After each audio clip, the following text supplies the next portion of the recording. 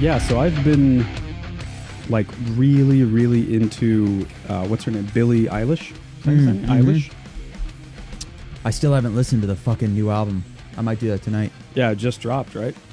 Yeah, very recently. She did that whole Billie Eilish experience. You could fucking, I don't know, go live in like a place that she designed. Like I think every room is a song, essentially.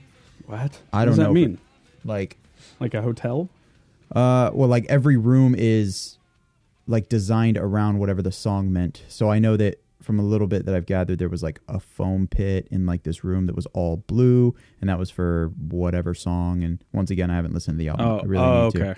Yeah, and then the next one would have like it was like all green. Like they're all like separated by color, and then they all have like aesthetically like different things inside of them that are references to some of the lyrics, I think. So it's one building. Yeah, it's one space gotcha. and then multiple rooms, and you probably in LA somewhere. Yeah, for sure. Yeah.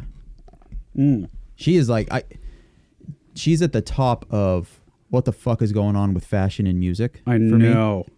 She dresses like a total asshole. Dude, it looks like she's always on the set of Biodome 2. Yeah.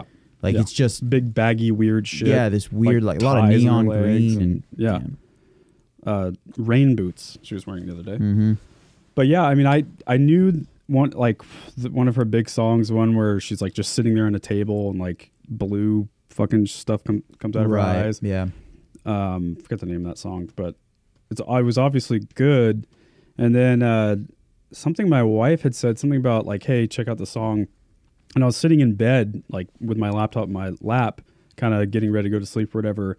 And then I proceeded to go down this like fucking 45-minute rabbit hole or longer on Billie Eilish, like to the point where Ashley's like, okay, bro, I get it. I mean, I felt like I was fucking high, man. Yeah. Like I felt motivated. Plus she's like, what, 17? She is 17, bro. Yeah, it's tough. So talented. Yeah, she's weird though too. Like I really think weird. But that's kind of, I watched her on Hot Ones.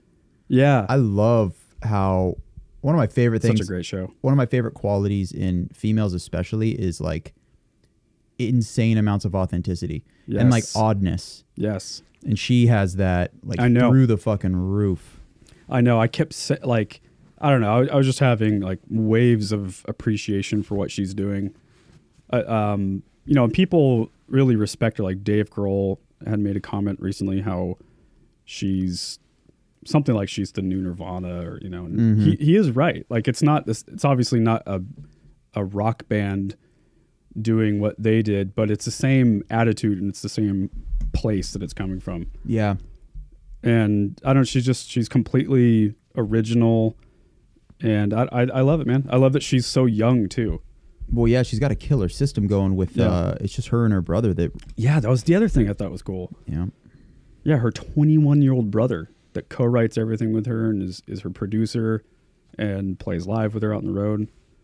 I think you're going to start seeing a lot of successful individuals, regardless of what medium they're in, kind of calling the shots more often and understanding their value. It's for me, it's kind of that Conor McGregor thing where like, I fucking hope so. All you have to do is deliver, and then you kind of say, hey, I've delivered. I know what I'm worth. And you kind of, there's this stair step effect of, I just did this. I just doubled my pay-per-view numbers. Now you give me this. And they're like, no, we don't want to. Okay, then fuck you. I retire. Right. And then they go, holy shit. Okay. And you slowly, you kind of get that power. And I get that vibe from her that she's very like, nah, I don't want to do that. I don't like that label. I don't like that. I don't want to do it this way. So I'll move to this label or this manager, or, you know, whatever. She can. Yeah, absolutely. She's got the numbers to back up. I couldn't agree more. This ability to just request and demand whatever you want. Yeah, it was massively inspiring to get the feeling that the next generation is still going to do amazing stuff. Oh yeah, because that happens now at our age where we start looking back to the music that we loved growing up, or even music before that time. And I mean, we're not new to this phenomenon. When you get to a certain age, you start A, getting nostalgic, and then B, you start not having faith that the younger generation is going to continue to do great stuff. I wouldn't say that I completely got to that pessimistic place, but it happens. And for a while now, it started to happen more than ever for me. like the mumble rap scene and all this stuff. I'm just not into it. But anyway, it's good to hear people like Finn McKenty, and I think you're pretty good at keeping me in check. That like even if you don't like mumble rap, it still is legitimate and it still has its place. Like, you know, but with her, Billie Eilish, I genuinely like her music and I respect what she's doing, like on a personal level. So it was cool, man. I haven't had that in a long time. Where like I got really fucking into what she was doing, and I just was fucking going, checking all her videos and live performances, interviews, reading up on her bio, and she's so young. Yeah, well, so young, and that's an asset that a lot of people don't consider as they're, you know, developing musical chops and writing ability and stuff. Is what about you as a person? Are you intriguing? Are people, you know, your music has to be good, obviously that's your product, but yep. If on top of that every interview you do it's kind of like a Riff Raff thing, or even Post Malone, both those guys have this quality too, where it's like, oh, Riff Raff did an interview with fucking Variety magazine.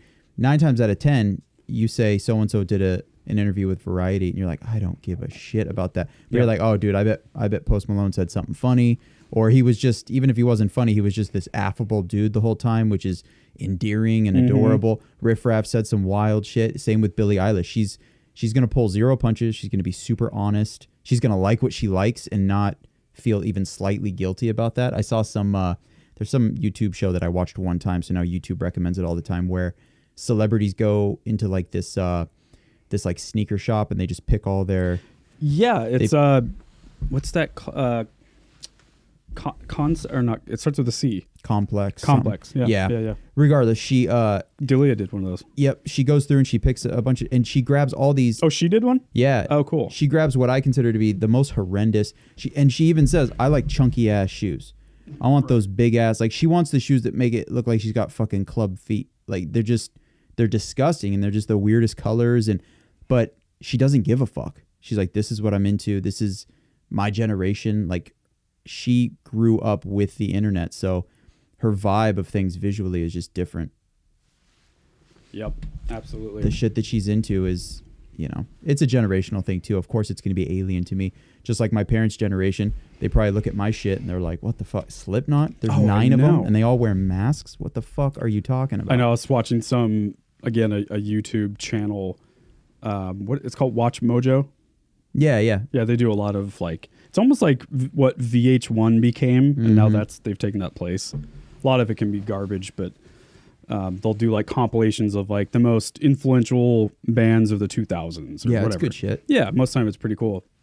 And they were doing just that. It was the most like influential singles of the 2000s, something like that. And anyway, they kept referring to a lot of the rap rock stuff that was going on. Right. And I was thinking that how like I remember my parents being just totally like baffled by that scene, and even people who like came from the rock scene before that, you know, the older the Soundgardens, the fucking Alice in Chains dudes, like that was really tough for them to understand. Right. Like, wait, what are you doing? Like, that's garbage. Limp Bizkit is fucking horrible. And anyway, like it took over the world. And well, the classic complaint that I always got from the older generation was they're screaming. You can't even tell what they're saying. Yep. And I was like, okay, but your generation, yeah, you could understand what they were saying, but they were saying she's my cherry pie. Like, not exactly poetic. Exactly. I don't give a fuck. Dude, God damn it. Have you watched the new Motley Crue movie? It's called Dirt. I haven't. I sort of want to, and I sort of do not want to. It is absolute dog shit. Yeah, that's what I heard. I heard it's also like factually super inaccurate. So inaccurate. Yeah. I mean, look, it's a good old time. It's fun if you got nothing else to do. Like, I put it on while doing something else because I knew just by the trailer it looks so goddamn cheesy. I imagine it's a Kmart Bohemian Rhapsody kind of thing. Yeah, like even more of that. Like even more vanilla than what you just said. Right. Like, I don't know. Because I do respect some Motley Crue. I mean, they're obviously like cheesy 80s hair metal or whatever, but they're the fucking Crue, man. There's some cool shit there. They deserve credit for some shit. Yeah, absolutely. Yeah. And the story is dark enough. Like, you could have done it legitimately cool and made it like an interesting film, but they just made it so like Disney-fied almost. And again, not factual at all. Yeah. It was a bummer. Huge bummer. Yeah. But apparently it was a book. You know where I think I was thinking about this literally on my way over, where I think the younger generation is absolutely fucked. Sex. They're absolute, like, and obviously no pun intended, but yeah, Jesus, dude, like, so fucked. Think about the access to porn now. I know. Like, I had to, and then I compare it to me where like I'm a very monogamous person. I don't like, for me, I don't get like tired of my significant other or like, think like I need more than that, whatever. But I wonder how much of that is tied to the fact that I would sometimes have like the same, like 2 adult videos at access at any point. Whereas now, like, think about all the porn that there is now. Dude. Like, you can know one website. Isn't that a Rogan always says how you could stop making porn today and there'd be enough for the rest of eternity. Yeah, absolutely. Yeah, I mean, that's true. And I think that my generation, like, we just had to earn that shit.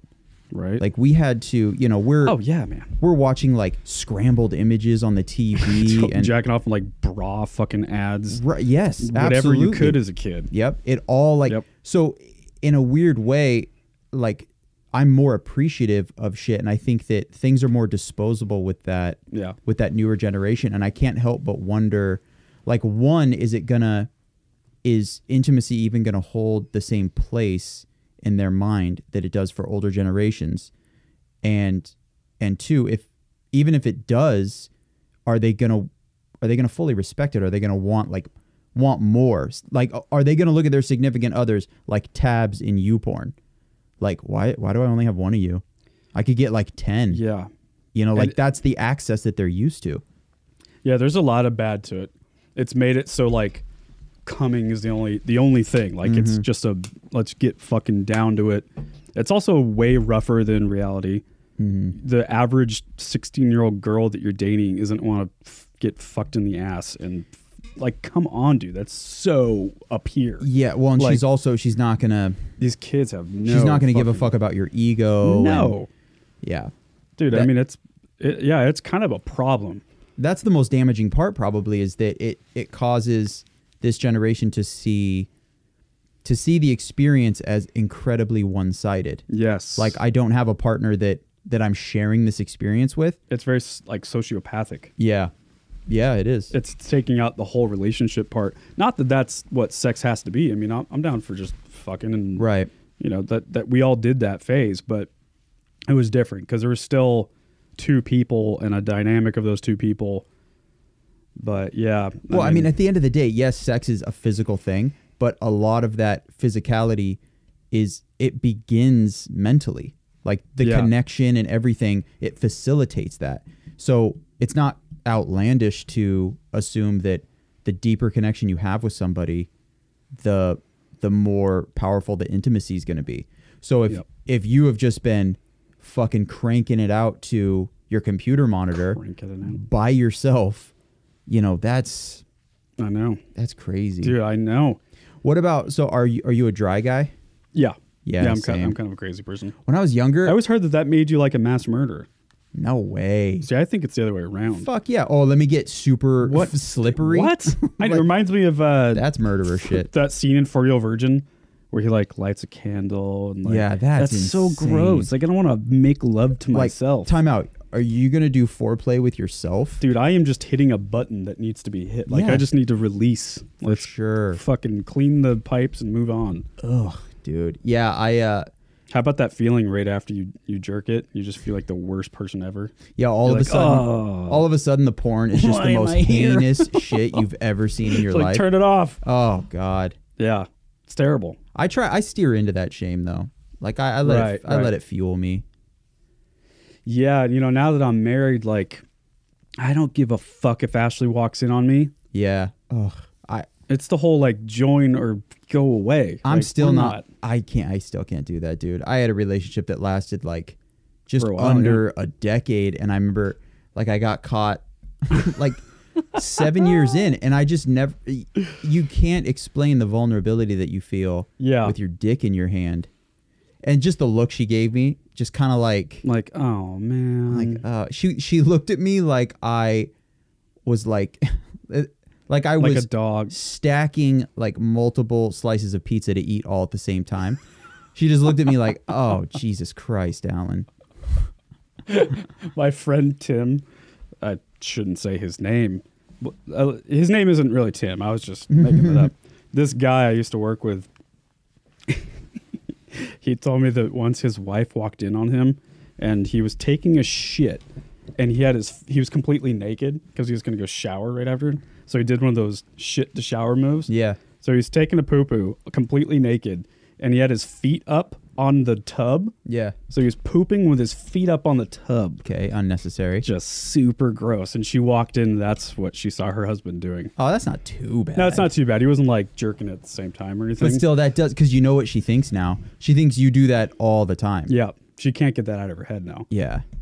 That's I the actually weird thing about marriage. I knew a guy that, oh my God, this is still top 10 craziest thing I've ever heard in my life.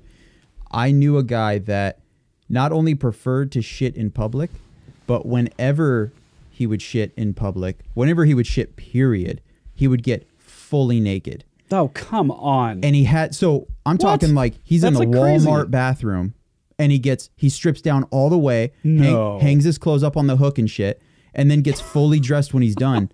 And I remember asking him why, and he Is said, it like a germ thing or something? yeah. He said, well, because like if the shit hits the water, I'm not fully covering the toilet, so particles of that are gonna fly up and just be on my clothes all day. Just hanging your clothes on that disgusting door is almost worse. Well, my response was, you'd rather they just be directly on your skin? Right. That's crazier. That is really strange behavior. I mean, it must have took him a fucking hour and a half to go poop. Yeah, his name was Pete. Of course it was. I don't mind giving out names. I'll give out names all day. Especially that If guy. I knew his last name, I'd share that too. How is his name not Pete? Look at all the people watching us. Oh, what are they saying? They talking shit? I think is that one person I don't know. with some comments? My eyes are terrible. I don't know how to read that. But yeah, so there you go. And the other thing about the porn thing with kids, wow, that was a weird sentence, is just how young they are now. Like how a fucking 12-year-old can find like just hardcore porn. Yeah, that's not good, man. That is not good. Because trust me, I looked around that age, but Right. you can't find find it. it. And that was the best thing that ever happened to me. Not in those fucking mid-90s computers we had. You don't need to be exposed to that shit at such a young age because it's You not. really don't. Your brain's not ready to fucking accept that yet. Yep. Yeah. Yeah, dude, I wonder. By the way, this is coming from two like socially liberal people. Yeah. You know, it's not like we're hardcore Christian conservative folks. Well, We're yeah. worried about that porno. Like, no, it's a very different thing when it's people that young. God, I know. Yeah. We'll see. We will see. Yeah, we will. It's going to be, but that's my prediction. I think that there's going to be some fucking problems. I think, honestly, it could get to the point, not for decades. It takes a long time to kind of put a dent in the population. But Yeah. I think that is legitimately something that we're going to see, is that just the population, at least within the United States, will see an effect. I'm not going to say, we're going to lose fucking mass numbers, but I do think that like procreation is gonna fall, because I think that sexual activity is gonna fall. Yep. And I believe there's legit stats that claim that since the 70s, it's been consistently falling. So I don't know. The, child or birth or whatever? Birth rate? Just sexual activity. Oh, wow. You can go back to the Louis C.K. bit that he got in trouble for, like the Parkland thing, whatever. Mm-hmm. One of his bits was about how, there's so many like 18, 19-year-olds nowadays that are like speaking in front of Congress and shit. Like, this is time to be wild. Yeah, you're supposed to just be indiscriminately fucking, which is what it's common with that age. I mean, the 70s, it was just, that was 10 years. It was a 10-year long orgy is all that was. Yeah. And then since then, it's, you got the 80s with like cocaine and shit that, but then I think part of it is that, AIDS was a big thing in the 80s. And so since then, people are just like, ugh. Oh, I hear now the thing is that most people aren't wearing condoms today. Yeah. A lot of young folks aren't wearing condoms. Listen, I sympathize. I do too. They're terrible. They are. but then you get AIDS. It's one of those things where Or like someone pregnant. if I had a kid right now, if he was like 14 and he's like, Dad, I'm being sexually active, like I need to wear a condom, right? I would feel like a hypocrite to be like, duh, dude, absolutely all the time. But what I would have to say is like, fucking do your best. Right. You know, that's essentially, that's what I tell myself. But the problem, I don't know. But see, I'm not just like walking the streets of Portland at 4 a.m. being like, sex? Anybody down for sex? That's true. So I think that in a weird way, it's different at wear that social age. condom. Right. Use the social condom first, which is you're not indiscriminately trying to hook up with people, which, you know, as a man, there's a lot of pressure to be that way. Sure. Like, dude, you haven't crushed 7 times with 7 different people in a week. Like, what's wrong with you? I've never been that way. I can't be. Even on tour and shit. As soon as a girl would hear that I was a touring musician, she's like, oh, okay. Like she thought you're just out there all the time. No, not at all. No. It's not even kind of possible. No one, you know, you smell like a foot and you're just, you know, you're around dudes all the time. So you kind of forget how to even talk to women. And dudes. Yeah. I know. So wear that social condom, and then when you meet somebody and you like them, whatever, like, sure, you know, do it. But I know. They're. Do you worry about technology? Like yes and the progress of technology? Yes and no. I mean, do you think that AI is something that is going to be a problem?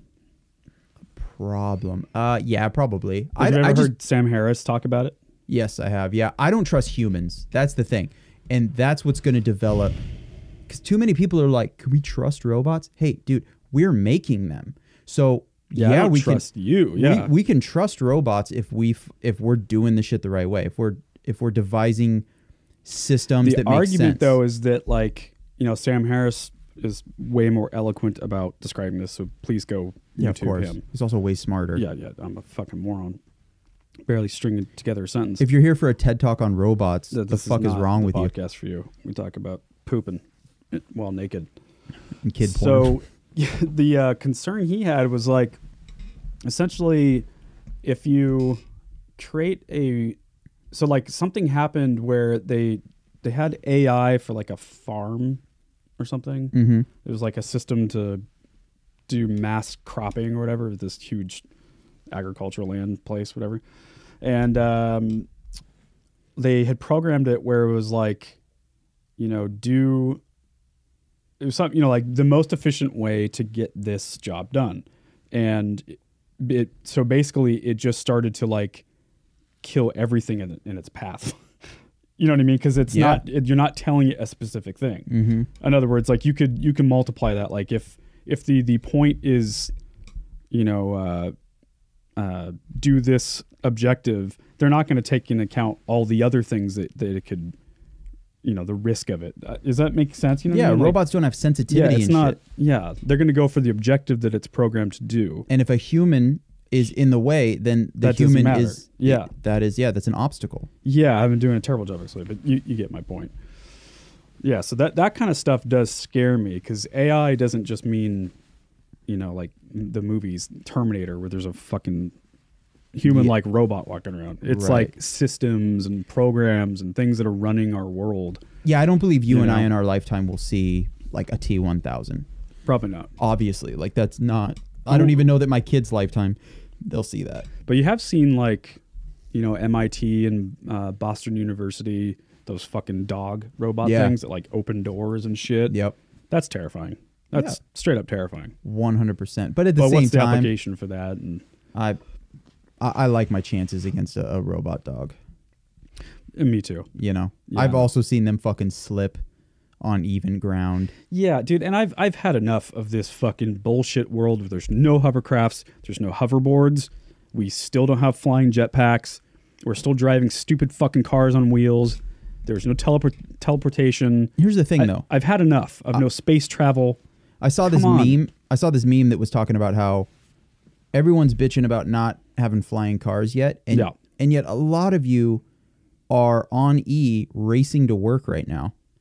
And if your car runs out of gas, you pull over, it's all good. If you got a flying car, We just got cars dropping from the sky because some dude didn't want to go to Shell before he got to work. And that's kind of, once again, that's where like the lack of trust for human beings comes in. Like, we're designing this shit. We're also the ones. I mean, fuck it. Wasn't it 6 months ago there was some woman was in was it an automated Uber? Yeah, it was like a driverless Uber. So the person was like, "Cool, welcome to the future. I'm going to take a nap." Takes a nap and smashes some chick as she's crossing the. Like, that's what we're dealing with. See, man. that's a good example actually of like the automation concern, because I think a Tesla had recently crashed on a highway. It was like last year, because the way that they have the camera system all around the car, that's how they do like distance and if it needs a brake or whatever.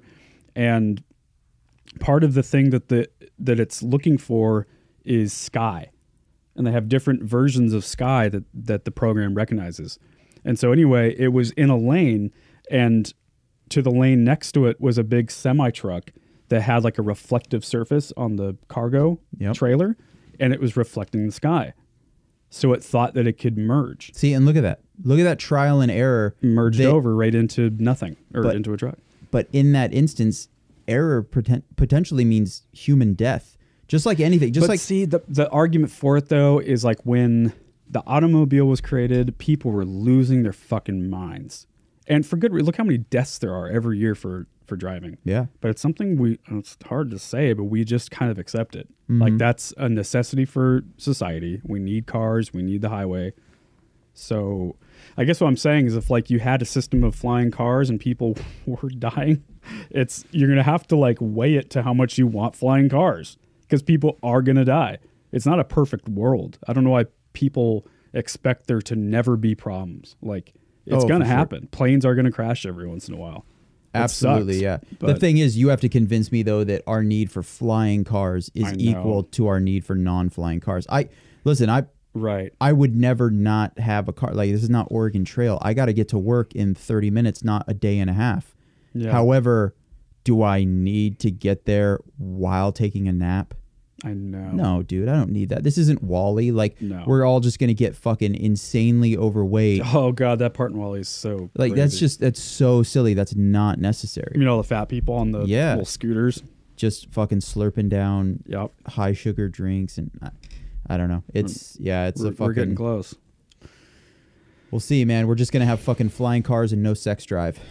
That's we're definitely going to have self-driving, like, semi-trucks and cargo things, trains and shit like that, because that's happening.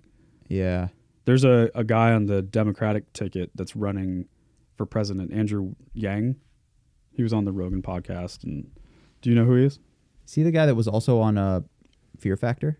No. Oh, okay. I think it's Andrew Yang, something like that. Yeah, I don't know. I didn't scope that. I can't look it up because my phone is recording right now. But yeah, we got like 2 people on live. And if you look it up, then we'll lose those 2 people. So, yeah, we don't want to lose 2 people. Cheers. Yeah. Cheers to you 2 people. Fucking. But yeah, part of his whole spiel is the UBI, the Universal Basic Income. Oh, idea, yeah. Where everyone gets, I think it's like $1,000 a month or something like that. That's a checkout term for me. I hear universal basic income, and I'm like, where's my phone? Yeah, I know. I need to get on Instagram. I hear that shit, and I'm just like, It was a tough podcast to listen to. I can't believe you did it. I've actually listened to 2, because then he was on Ben Shapiro's show too. Jesus Christ. But anyway, that's kind of his spiel. Is eventually there's whole communities that are going to lose work. Right. Like all the semi truck drivers and stuff, they're going to be without a job. But I don't know. It's like, man, we're not there yet. So yeah. And things change, man. Things change. Have you watched Twilight Zone yet? I have not. I just watched the second episode. All takes place on a plane. Yeah. The Adam from Party Down guy. Oh, cool. Yeah. Is on it. Fucking great episode. Why can't we ever think of his name? Because it doesn't matter. Adam something. Adam, it doesn't matter. Yeah. It was cool. It was really. I would. Yeah, it's better than episode 1. Cool. For sure. Is it Oh, and real quick. Yeah. Redaction from last episode of the podcast, episode 69. I said if you have Amazon Prime, you're good to go. Not true. You can access it through Amazon Prime if you have CBS All Access. Real quick, hate this about 2019. This is becoming such a normal fucking thing. Like I never thought that there would be a time where you would have too many options for TV. Makes me miss cable so fucking bad. Yes, it's on demand, but I've got to have like a fucking engineering degree to figure out, okay, I have Prime, but I don't have CBS All Access, but I can log into CBS.com with my Comcast login. Yeah, it's super annoying. Yeah, it's just, I agree. And that's coming from us who grew up with technology. Yeah. I know. I'm going to go back to pirating because there was a moment where pirating was actually less convenient. Wait, so in order to watch a show, you have to do what? You have to have CBS, you said? Got to have CBS All Access, and then if you have... And you have that? No. So I've just been pirating them. Oh, gotcha. Yeah. Gotcha. Call the police. Don't give a shit. I'm going to keep doing it. Yeah. 'Cause make it easier. Here's the thing. I pirated all through like the early 2000s, whatever. Cool. No. Because it was the way to do it. I had to It's the only way to do it. I had to have fucking $500 a month otherwise, you know, for Right. fucking cable and all these premium On demand whatever. and- yeah, fuck that. Not doing it. So I would pirate. And then I would say around 3 years ago, it was actually less convenient. Like pirating would actually take longer than for me just to hop on Hulu, hop on Netflix, whatever. And now we're going back the other way. You guys are making me jump through so many hoops that I'm just like, no, I'm going to go back and pirate it. I'm going to play it on my MacBook, AirPlay that shit to my TV in the living room, and I'm good to go. Yeah. And I don't have to sign up for shit, get a bunch of emails. I know. It all comes down to convenience. I don't even think price is number one for people anymore. Just convenience. Promise me you won't. Oh, absolutely. Promise me that Time you and will not convenience. bury me with fucking emails. Yep. And that's it. And we're good to go. So how do you do... You said you have Prime. Yeah. How are you watching Prime and Netflix? Like, how are you watching stuff? Through Apple TV in my living room. Okay, so Apple TV. Gotcha. Yep. That's the way to do it. Gotcha. All my shit. And they're just apps. Yep. And that's why Apple TV was key for me. When I bought my house, that was like the third thing I bought for my house was Apple TV because I wanted a centralized for all my fucking spider web of bullshit, Hulu, Netflix, fucking Prime, whatever.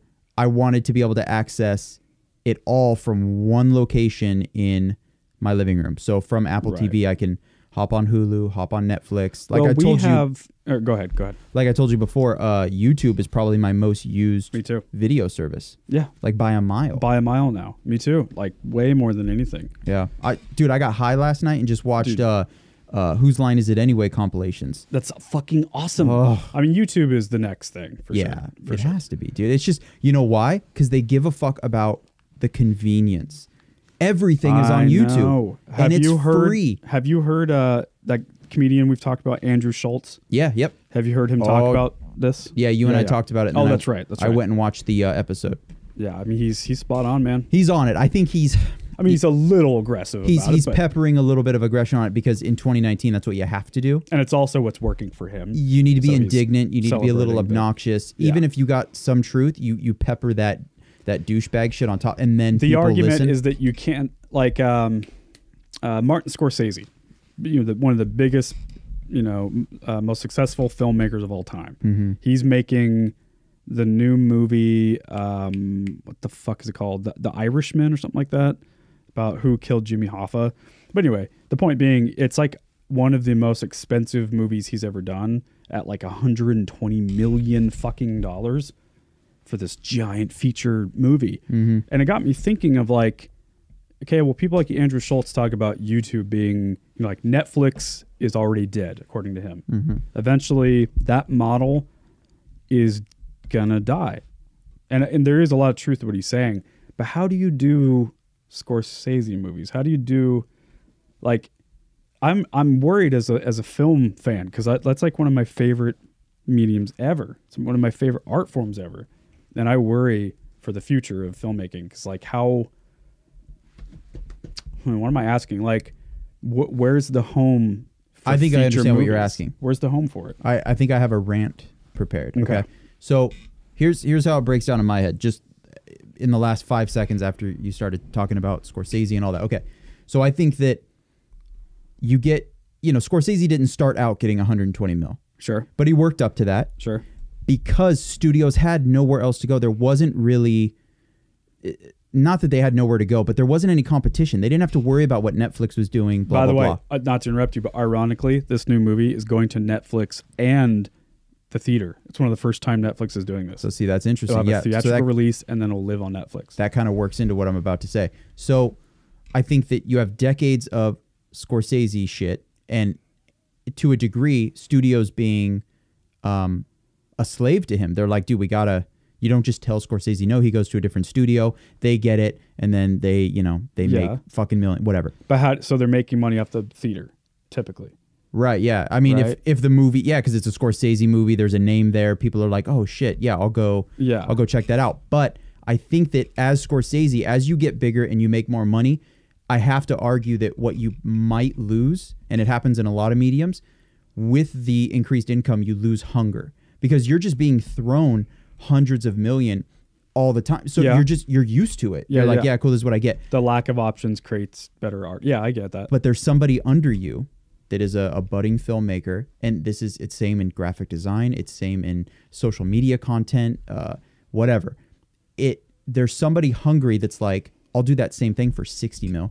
Right. That's half of what he wants. And then I think that as Netflix comes into play and YouTube, whatever, you're going to have, like, you and I talked about the movie Upgrade. Fantastic movie, right? Mm-hmm. Made for 2 mil. Now, is it like Scorsese level? No. But then you've got Jordan. But it's really cool. But you got Jordan Peele. He's another great example of somebody that comes in, makes killer movies that make so much fucking money, and the budget it's really cheap. It's minuscule in comparison. The producer of his movies is Blumhouse Productions. Right. Jeff Blum or something Blumhouse, Jason Blumhouse. And he has an umbrella of horror movies that they produce, and that's their whole model. Not to jump in on your conversation, but that's their whole model is low budget movies made at a high budget quality, and then they turn around and make more money. So I love that. So anyway, that's why. So my point with all part this, of it, like, so cool. My point with all of this is that it's no different than Generations of Lions in the fucking Serengeti. Like, Scorsese's going to go away because he's asking for an incredible amount that is no longer necessary. So it's almost like fucking adapt or die. Yeah. Right? Listen, you're Scorsese, you're the shit, right? However, you're only as good as your profits. Like, what can you bring in? And when we've got these dudes doing really decent shit for decent budgets, we're going to take that. That's the turnaround is next to nothing. The budget is smaller. Yeah. We can do 10 of those and make more. But where do they go? Where do those movies go to Netflix because now they can afford that shit, or YouTube. But according to people like Andrew, Netflix is even behind the That's times. Fine. Then YouTube gets it too. And it's easier because the overhead is so small. YouTube could never be like, oh, that's cool, we're going to pay Martin Scorsese 100. I mean, they could do that. But I think what Andrew's saying is it's not, YouTube doesn't do shit. YouTube just owns the platform. And then it's open to everyone to upload content.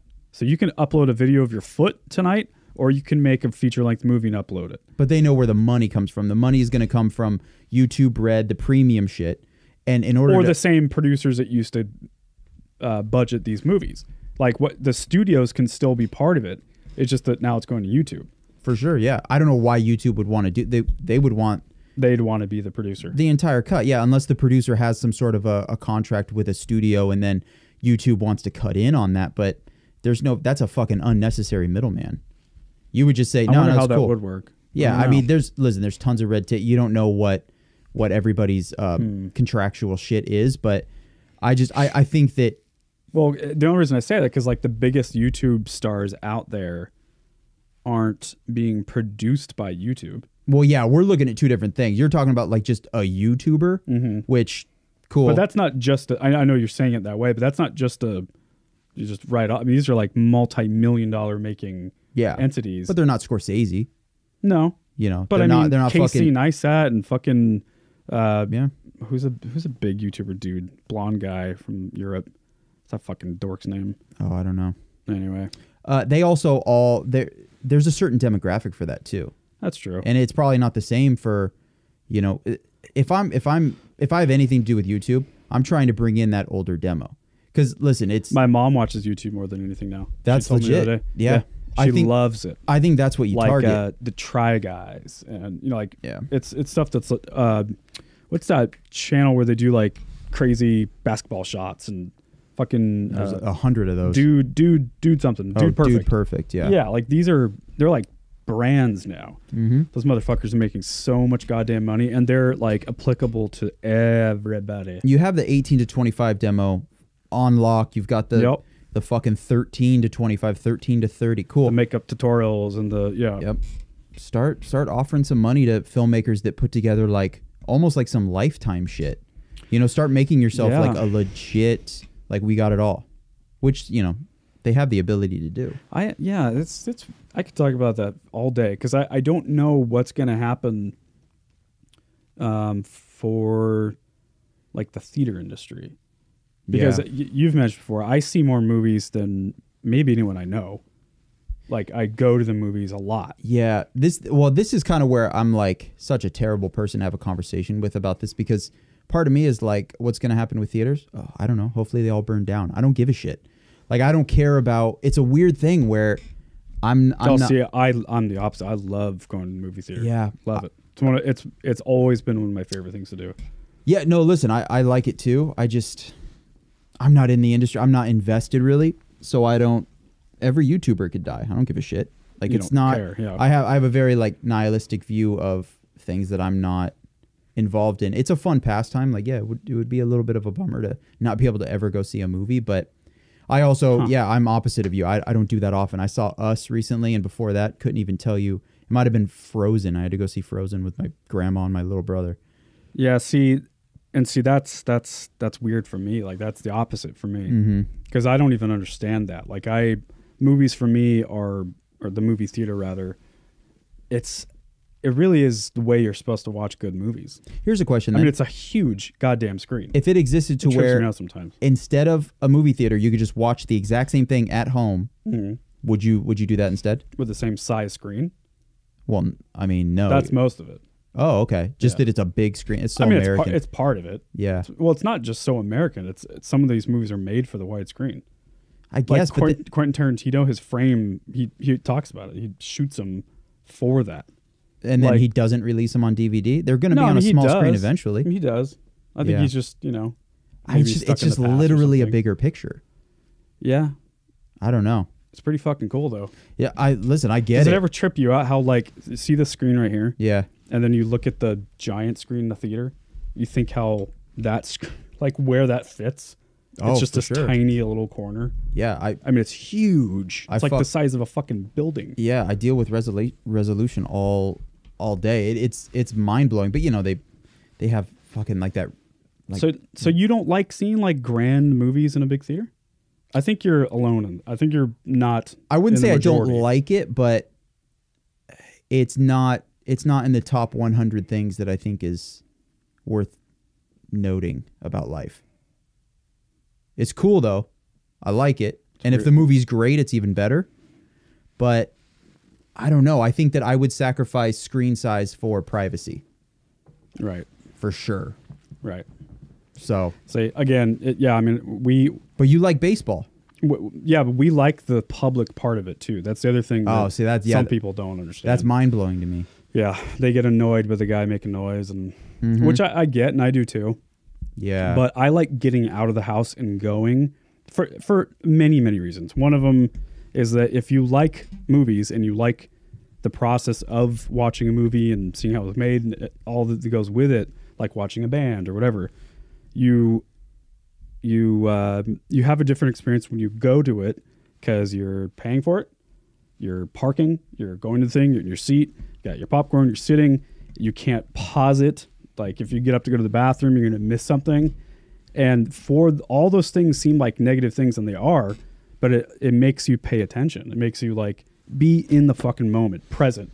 You literally have to turn your phone off or you're going to get kicked out. Like, Yeah. you can't, you know what I'm saying? Like you can't sit there and just chit chat. You can't look on your phone. Like when I'm at home, I'm ADD'd out and I'm way, way more distracted. Yeah, the present So the present thing is a great point. That's my favorite thing about theaters for sure is the fuck you kind of you don't get the remote. You're Yeah. just either in it or you're not. It starts at this time. Yeah, because humans need that shit. You know, and that's something I really like about it. It's old school as shit. Like, we are starting this movie at 7:00, and if you're late, you're gonna miss the first fucking 15 Hey minutes. man, I like that shit too. I'm all about punctuality and fucking and the culture of it. Like, they play the trailers before. Yeah. I don't know. If you go enough, you start like. I've seen all the trailers a bunch of times. I get fucking stoked for the thing coming out. And yeah. You know what's crazy though? I always, because I'm the same way with the trailers. I actually, when Lindsay and I went and saw Us, I said in the middle of the first trailer, I like whispered to her, I was like, I fucking used to hate trailers as a kid, but like I'm borderline more stoked for these trailers than the movie. And but what's crazy is, and I remember seeing a couple movies in those trailers that I was like, dude, I have to go see that. Couldn't fucking tell you what they are now. Because there was a fucking border. It was like what 2 hours Us was or some shit. That like almost erased my entire memory of what. But I know there were a couple where I was like, that is gonna be so sick. Yeah. But you know, you can always just go to. I don't know. Do you ever go to LatinoReview.com? Sounds like a porn site, but it's actually a. Latina review. I swear to God, Latino. That does sound like a review. Mexican porn. And review. it's like it's a go-to fucking Jeff Lopez, who was on the podcast from Knuckle Draggers. Yeah. And Say What You Mean. He told me about that like a decade ago, and I still go there, and they have like movie trailers and movie reviews, and yeah. I'll check it out. That's probably something I'd like. Yeah, it's really cool, and they seem to get them like, they get the trailers and shit like all. I don't think they get them first because that makes no sense, but Yeah. I feel like I see trailers there before they're even on YouTube and shit. It's really crazy. Yeah, I don't know. I guess when I was bringing up the theater thing, it wasn't so much that I'm worried that the theater business is going to go away because it's something I love. That's just a personal thing. Yeah. But as far as like a wide scope topic, I wonder, like, because there's so many movies out there, not just in the theater, but on Netflix, on Prime, fucking, you know, there's all these different apps that have movies on them. And it's just like, who are they making the movies for? Who are seeing these movies? How many people In theaters specifically? in theaters and on demand? Like, just all together, the movie business seems at a weird place right now. Like, there's so many movies being made, and I don't have the numbers, so I don't know how many people are consuming these independent movies. I mean, the fact that a majority of them are superhero rehashes, See, that's concerning. that kind of tells you something. Yep. Hey, you guys want to see Ant-Man 7? No? It's like, if it's not already a built-in audience, it's not already something that, let's just say it's already a story. You can just fucking make it into a screenplay. Do we need Iron Man 13? No. I'm good. I'm so done with the comic book movies. Very, very saturated. Mm-hmm. Yeah. I don't know, man. I mean, if you look at the stats, like the last top grossing movies have all been, you know, the Avengers and Thor and Spider-Man, and it just goes on and on. Yeah, it's the Spider-Man thing too. Jesus, dude. Homecoming and then Into the Spider-Verse, like so close together. Crazy. And I thought that they were the same thing. And yeah. Even I was like, no, I have no interest in this Into the Spider-Verse thing. It literally gets it gets so fucking oversaturated that people like you or Chris at Rise tells me that Into the Spider-Verse was good, and I'm like, sick, don't care, because I've heard about it. You are so pessimistic sometimes. Fuck yeah. It's like, if anyone tells you something's good, do you turn away from it because of that? If a lot of people tell me something's good, yeah, probably. Why do you think that is? I don't know. Where does that come from? Is that like a... I think because there's no fucking way that large amounts of people at one time are all right. There's just no way. Like, statistically, that doesn't make sense to me. And now if...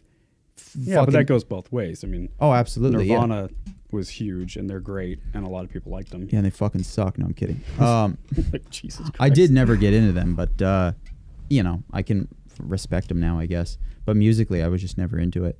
I don't know, man. I'm a nihilist. I don't care about... Yeah, you are definitely a nihilist. I am, yeah. I just don't care about shit. I don't care about shit except for the shit that I care about.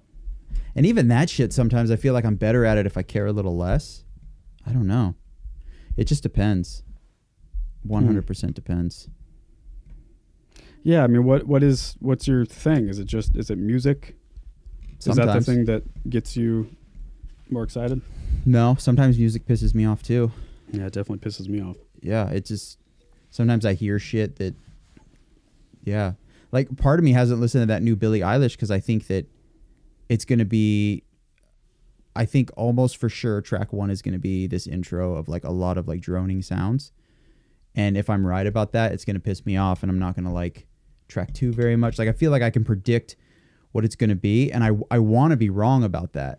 And I've been wrong in the past with certain things, but it's just like, you know, there's a new hip hop record out. Cool. I'm going to listen to it. Oh, what do you know? There's a skit in it, you know, or, oh, track 9 is a voicemail message from Jesus Christ. It's like, oh, weird. This has never been done before. You must be a bundle of fun to go to movies with. And I mean, I'm typically not talking with people if I'm at a movie, but I have friends who talk during movies. That's insane to me. Yeah, that's crazy. What are you doing? Yeah. I've had that happen before, and I just kind of like let them do it and then think, do I tell them to shut the fuck up, or do I let the person behind me, who's for sure pissed off because they're kicking my seat and shit, yeah, do I let them say it? Stefan is the worst at movies. Or like he talks a lot? It's not that he's talking so much. It's that like if there's something going on that he has a reaction to, his voice is so loud. He wants the whole theater to have the same reaction. Like if he's laughing or like, holy shit. Yeah. I mean, he's like looking around for reactions. And it's fucking hilarious. Yeah, I'm very quiet with my reaction. I feel like I want the opposite of that. Yeah. I don't want, like, the easiest way to stop me from laughing is laugh with me. If I don't know you. If you're a friend, then we're connecting and we're laughing. But if a stranger next to me looks at me and starts laughing too, kind of like, hey, we're having fun, right? I'm just like, no, dude. We're not, this isn't a thing. No, we're not fucking dating we're sharing now. a moment. Yeah, leave me alone. One of my favorite things to do, and me and my wife both, we love going to movies on Tuesday nights because those are the discount nights. Oh, yeah, they are. And on the discount nights, that's when all the plebeians show up. That's when all the poor folks, right? Yeah. The normies. And so one of our favorite things to do is to see a shitty horror movie on a Tuesday night because it's always packed. And it's always packed with like the fucking like the fucking gangbanger kids and shit. And yeah. Like, oh, damn. Oh, shit. Like the girl pops out and scares the whole audience. Like, oh, fuck. Oh, shit. Dude, it's fucking great. You guys go to like an older theater for that? Oh, no. Like a... It's a Century 16 or whatever the fuck it is. Oh. Yeah. And they'll just have like horror films and shit? Yeah. Oh, fuck. Okay. That theater's actually pretty crazy because there's a huge Indian population. Oh, like okay. Indian, not Native American Indian. 16. So that is... Yeah, so they have like 4 or 5 Bollywood movies at all time. Where's that at?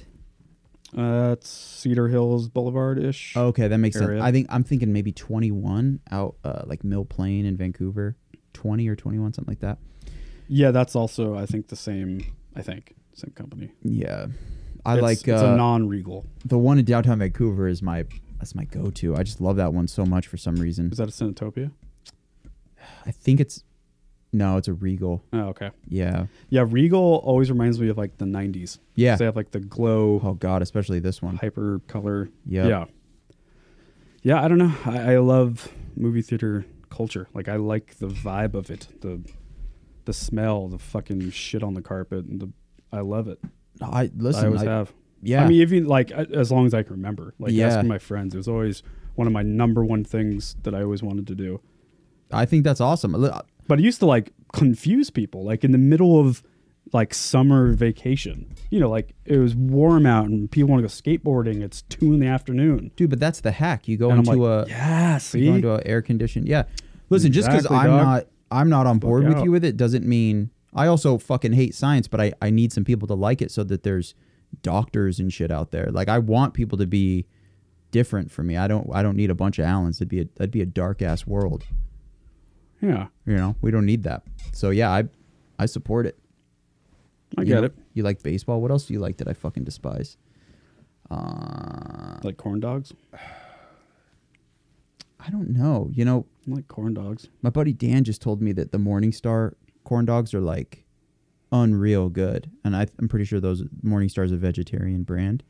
So that was really surprising to me. So next time I go grocery shopping, I'm going to try to score some of those. See, I do not like those.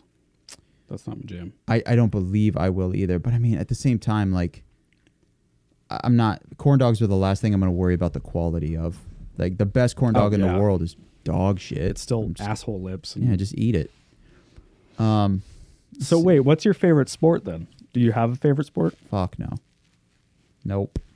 I think sports are fucking. That's not. I thought you liked basketball. Is that not a thing? Or soccer? I forget. Like it. I don't know if I like. I mean, I'll watch it. Let's like put Blazers because it's a Portland thing. Yeah, if I have to, if I'm watching a sport and like it's of my own volition, it's gonna probably be football. But sports in general are weird to me. Well, you like MMA. I do. Yeah. I'm not trying to buy a fucking, Anderson Silva jersey and wear it and shit. Like that's. It's a little different though. Yeah. I mean, it's. Yeah, that would be weird because it's a dude. I mean, yeah. The same with football. You got like some dude's name on. I know, it's always been funny to me. On your back is really kind of odd. I think as a kid I was into it, because like a lot of us, I didn't know any better. Mm-hmm. But yeah, I'd say football. I can watch basketball, but I don't know. I think football and MMA are kind of the most like impressive sports to me. I'm more impressed by those athletes than any other sport for sure. Right. Water polo is a crazy one to me because like I'm not an incredible swimmer. So the idea of playing seems impossible. Yeah, you're playing football and you're in water and then you're getting exhausted as the game goes on and just the possibility of drowning. Are they actually wading water the whole time? I think so. That's what seems impossible. Wild about it. Yeah, you have to be super in shape for that. I almost drowned in like 5 feet of water 2 summers ago. And now the idea of like being in an Olympic-sized swim. Fuck yeah. How'd you do that? I don't know. I just did. It was weird. Where were you? What do you mean you don't know? Were you drunk or? I think it might have been at Crummett. So it was like 2 or 3 years ago. And I wasn't drunk yet. At his pool? Yeah. I think I jumped in and I was like overzealous. Yeah. And then I took in some water and then put my head up kind of like, whoa, shit, and to go to breathe. Yeah. And I just breathed in a bunch of water. So I was like, oh, fuck. And then that made me go into the water even more. And then I was just all fucked up at that point, and I kind of had to, but I swam up and I played it off. It was all good. Nobody knew until right now, so mission accomplished. But yeah, the idea of I was in water for 13 seconds when that happened, and now I got to do 4 quarters of, I don't know if they do quarters, but a whole game of water polo. That's just, and I've seen dudes get hit in the face, like some guy just chucks the ball as hard as he can and you just hear this slap and this guy gets hit and he just like falls into the water. I don't know. That whole thing is just. When are you watching water polo? Like the Olympics or something? Yeah. Primarily the Olympics. Right. Yeah. I'm sure you could YouTube it, see some shit. I don't know if there's is there a non-Olympic water polo? Jeez, I don't know. Yeah. Yeah. That's the weird thing about the Olympics, right? It's like the weirdest fucking random sports that you'll never hear of. Yeah. Again, for another 4 years. Yeah. Are you watching curling in May? No. Yeah. It's not happening. Like the many versions of archery and skiing and like, no. Yeah. No, bro. Yeah, sports are weird for me because when I was a little kid, same thing. Like you don't know any better. Just by default, I liked sports. Yeah. I played baseball. That was like the only sport I ever played though. And like dug that because that's what you do in the 90s. All kids like sports for whatever reason. And then as I got older, more into music and shit, I got really like anti-sports.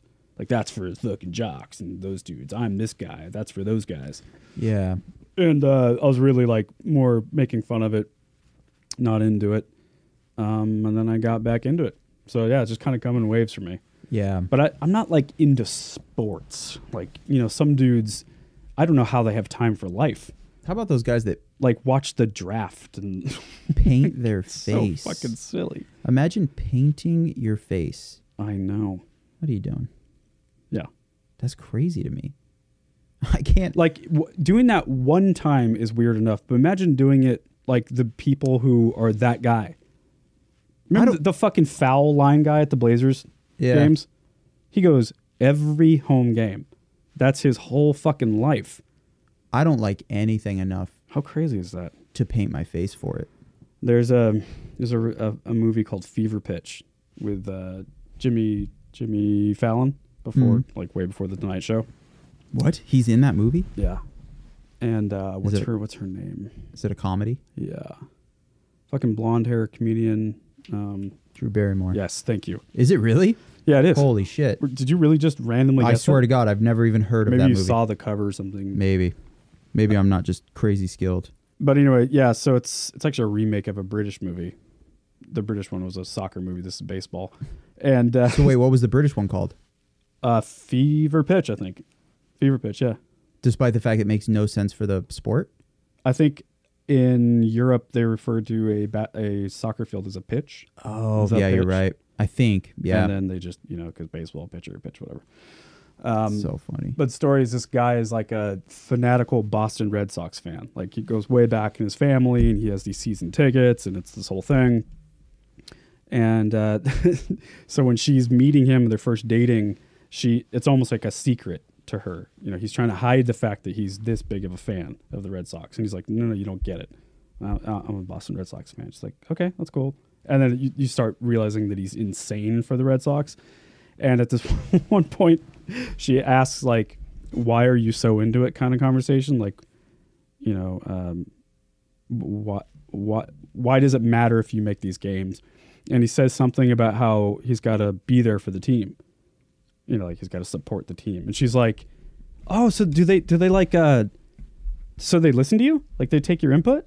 And he's like, well, no, not yet. And like that's the legitimate question. She thinks that they actually listen to him, Yeah. Because coming from someone that doesn't follow sports, that's a real question. Yeah. Are they all going to kill themselves if you don't show up? Yeah. Like there's a lot of people who think that if you don't, like a lot of superstition, and it's very strange. It is a really weird thing. Like I can't think about it too much because it doesn't.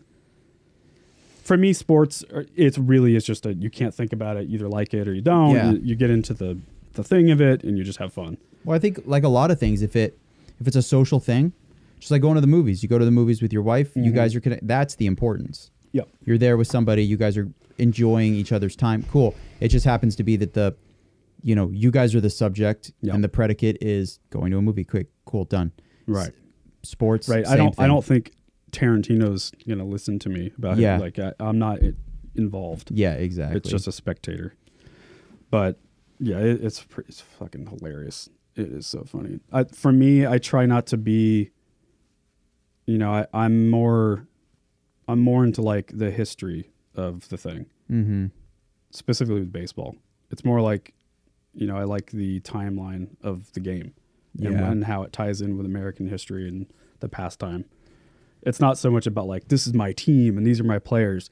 I barely even can name the players on my favorite team. Right. I'm not that kind of guy. Like, who's fucking pitching tonight? I don't fucking know. I don't know. I don't have time. I don't even know who they're playing now. Like, I'm not a stats guy. The general bird's eye view of it, that's what I like. Yeah, and I also don't have a desire to become one. Like, yeah, I get it. I remember one time I was at a friend's house. We were watching a Blazers game, and somebody was like, "Oh, dude, he just got like the third triple-double of the night." And I was like, "What's that?" And they legitimately like laughed about that. And I'm like, "How are you laughing about the fact that I don't know that?" And it would be weird if I laughed at the fact that like you do know that, and that to you it's like such common knowledge. It was just a crazy thing to like. Yeah, and it's that's almost not like fucking important. You laughing at them for not knowing the name of the drummer and some band. Right, which I would never do because that would be ridiculous. It doesn't matter. Right. It doesn't matter that I know it. Doesn't matter that they don't know it. It's a weird fucking thing. After the Super Bowl, my favorite thing to do is get onto YouTube and watch the compilations of the fans of the losing team like punching their TV and like grabbing their TV and throwing it across the room like their son. Yeah, their 4-year-old son's watching them just fucking lose it over a game that they have nothing to do with. You didn't train fucking all year for this. And like when people say things like, "We did it, we won," yeah, insane. Yeah, it's so crazy. Yeah, it's a weird thing. I think I'm lucky because my dad was always a great influence in terms of like I would consider him a hardcore sports fan, but not like we're describing. I've seen him get like pretty annoyed with his team's defense or offense or what, like they're not playing well. But the idea of seeing him like pick up a TV and throw it, damage his own belongings because his team didn't win. It's just that's that makes no crazy. sense. I mean, I like getting together with the guys and like analyzing the statistical or the like the battle of the thing, especially with football. Like, why are they doing it this way? And that's it's an art. It's interesting. That I like about it. But it can't get past that. Like, you gotta remember you have nothing to do with this. Yeah, it's a spectator thing. You appreciate what they're doing. And the thing you're spectating is like widely referred to as a game. It is a game. Like, it's a child's game. Just chill the fuck out. Watch the game. Understand that it will not affect you unless you're like some heavy gambler and you just lost $3,000 or something. Yeah, cool. Be upset, but I think for me, Alan, I really like to. It's important for me because I can get in my head and I can get kind of dark on things, right, and kind of negative, and I want to get into things that are bigger than myself. Right. And I think that's why I like baseball.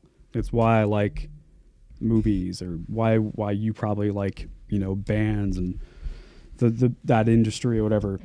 I just like when there's a thing that's going on that's like affecting a whole thing, a whole scene, a whole community. Like the Conor McGregor rise was really fun to watch. Mm-hmm. Like, that was a fucking spectacle, man. Yeah. But it meant nothing for me. Like technically, personally, that didn't. I had nothing to do with Conor McGregor's rise, other than being a supporter. Mm-hmm. Maybe he got a couple of my bucks, and maybe you know what I'm saying. But I didn't train him. Hadn't have anything to do with the skill set of that guy, or Mike Trout on the Angels, or fucking so and so on the Blazers. Like, that's technically true, but at the end of the day, it does bring positivity and some light to people's lives. Do you I think like, that's why I like it. Do you like those baseball like kids movies, like Rookie of the Year and Angels in the Outfield and shit? Well, not all of them, but yeah. Rookie of the Year is a fucking classic. I don't remember that one. That's the kid one, right? Because there's the Rookie, and then the Rookie. Yeah, Rookie of the Year is like a kids one from the 90s, right? Yeah, Chicago. Wait, Cubs. I almost said Bears. I don't remember it though. Dude, you remember the funky butt loving scene? Is that Rookie of the Year? Yeah. No, I remember that being a 90s thing. Yeah, the fact you didn't just remember immediately say yes. Dude, it's... But no, I mean, like, fucking Sandlot, hell yeah. Oh, yeah, Sandlot's a classic. I mean, and then, like, all the baseball movies that are not kid movies, like Bull Durham, fucking awesome. So you know how, like, in your iPhone, you can put somebody's first name and then last name, and then it has a line for company? And if they don't have a company, you just, like, put a note about them? My friend Emily is in my phone as her first name, her last name, and then under company, I just saw this the other day, it says, has never seen The Sandlot. Yeah, I don't think we can be friends if you've never seen The Sandlot. Listen. Oh, dude, I bought a fucking shirt the other day at the baseballism store. They're a baseball brand. Anyway, you don't care about that shit, but I do. They had an open house thing for the Portland Diamond Project, and I got a Sandlot shirt, bro. Dude, that's sick. Yep, and I got a Major League shirt.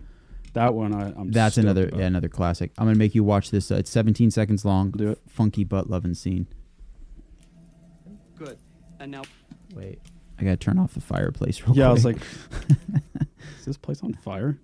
rotate from the shoulder slowly. Oh, I do remember this thing. Nope. Funky butt loving. Did you see funky butt loving? Dude, yeah, it was so come 90s. on, classic. So why does he? What's the story? Why does he have that power? He's I can't believe I even remember this, but Yeah, like, how do you remember this? he's a little league pitcher or some shit, and he's just kind of doing his thing, and then he's running to go to do something, and somebody had thrown the ball and he didn't see it or something. He slips on the ball and he lands on his shoulder, injuring it and also injecting it with superhuman power, because that makes a fuckload of sense. And now he can just pitch like faster than a pitching machine. An injury makes that happen? Yeah, he slips and his shoulder fucking lands on the ball, and then he gets up and all of a sudden can... Is there like a curse or something in there? No. You find out later about? I don't believe it gets supernatural like that. Yeah. And so I think also there's like a kind of a, like a, what do you call it? Like a plot curve or some shit where... Plot twist. not really a twist. It's just like part of the plot is that when his shit heals, he loses it, and eventually his arm does heal. And it's like, of course, right before the big game. Right. And, you know, spoiler alert for anybody watching, I apologize. He's not sure if he can do it, and then so now he just has to rely on what he's learned because he gets picked up by the Chicago Cubs. And so he obviously gleans a lot of professional info from the team. And so he's basically forced to use that info and just as a 13, 14-year-old, whatever he is, gotcha. just actually pitch in the MLB without that power and still strike this fucking dude out. And I can't remember if he does. I would assume he does because I think it's a Disney movie. And yeah, I remember always being end very happy. Disney vibe. Yeah. Oh, that's cool. Now, I love not all the baseball movies because a lot of them are so cheesy. But yeah, Bull Durham. Do you remember Bull Durham? No. Kevin Costner and what's her fucking name? Susan Sarandon, Tim Robbins. Late 80s. I love Tim Robbins. He was in the movie Nothing to Lose. You ever seen that? Yeah, I love that movie. That should be my movie pick. Fucking yes, that's a great movie. God, that movie's Is so that Martin Lawrence. Yeah. You better fucking believe it. Sandlot, Moneyball. Did you see Moneyball? No. Really good. That's a recent one, right? Really good. Yeah, Brad Pitt. Yeah, a lot of people said it was great, so I was like, nah. Jesus Christ, how you do it? Major League, Field of Dreams, A League of Their Own, bro. A League of Their Own is one of my favorite movies of all time. That's a legitimately good baseball movie too. Tina and Davis, it's a fucking dream girl. It's a true story. That's sick. The Rookie is a Disney movie, but really cool story. He's a 39, 40-year-old dude who tried to make it in the majors when he's younger as a pitcher. And then he like hurt his arm or something. And then he goes on to just be some fucking dad and like a coach, some small farm town in the middle of nowhere. This is a true story. And then his team always heard that he had the heater going up, right? And so they make a bet with him that if they win the season or something like that, that then he has to go to the tryouts this coming spring or some shit like that. And so they end up winning, and he has to fulfill his bet. And anyway, he gets picked up, I think, by the Oakland A's or some shit, and he pitches for one season. He doesn't make it very far. But it was a true story. This guy in his 40s went back to the major leagues and pitched in the major leagues. Did you ever hear the story about the dude that was high on acid and pitched a perfect game? Fuck, of course I have. It's Dude, one of the most baseball legends. Check me of out, time. man. I fucking hate baseball, and I'm over here just like having a convo with you about it. You hate baseball because you hate baseball. I'm the fucking shit. I can talk Do to you anybody understand about what I'm saying? anything. Do you What? understand what I'm saying? What? Sometimes people don't like things, or they like things, or they're just strong opinion about something Yeah. because they do. What? Because it's just the thing now. I am someone who So you don't think I genuinely hate baseball? I'm not saying you don't or do. I'm saying that I have found myself many a time being that person. Well, you should stop doing that. I'm not doing that. I'm trying to do that. I try to do that all the time because like there have been whole fucking bands and like scenes that I was just like, that's not for me. Yeah, but like you were recently- younger then, right? No, this happens all the time. Oh, It happens okay. all the time. See, I did Like that shit. recently, I was getting back into ska. Right. Most of my friends would Because kick it's the like shit out safer of me. now. I guess, yeah. I Yeah. think I'm just older and I don't give a fuck anymore what people think. Dude, same. I listen to some music Or- now that like 14-year-old Alan would fucking Yeah. skewer me for. That's what I'm saying. That's actually a good point. Not what I'm doing with baseball. Swear to God. Hated That's it fine. since I was born. That's fine. It might have been my first words. Hi, I'm Alan. I hate baseball. Yep. Yeah. Baseball's trash. Yeah. I'm Alan. I hate baseball. I'll never be on a podcast with somebody that is super obsessed with baseball. Yeah. Well, whatever, bro. Your loss. What was I going to tell you? Number- Oh, yeah. So the LSD thing. The thing the talking point I brought up about a thing I don't like because I'm a Renaissance man. I can talk about anything. What was his name? Do you remember his name? And was it No. true? Yeah, it is true. It's very much true. That's crazy. And then Yeah. you know about Wade Boggs, right? Drinking all that beer. Yeah. Yeah, isn't It's Always Sunny do a thing? Yep. Yeah, what's the fucking name of that guy? It's like Willie. I feel like Willie is the first name. Yeah. If I'm right. Oh my God. Because he thought he had the day off. Doc Ellis. Damn it. Yep. Pittsburgh Pirates. In the 70s, I want to say. Crazy. Crazy story. Did you ever see the documentary for that? Was it the Vice one? I saw a was Vice, that what it was? like a 20-minute Vice thing. Yeah. Yeah, I think so. I think it was on Netflix even. It's crazy that you can. I don't know, man. I need to do acid.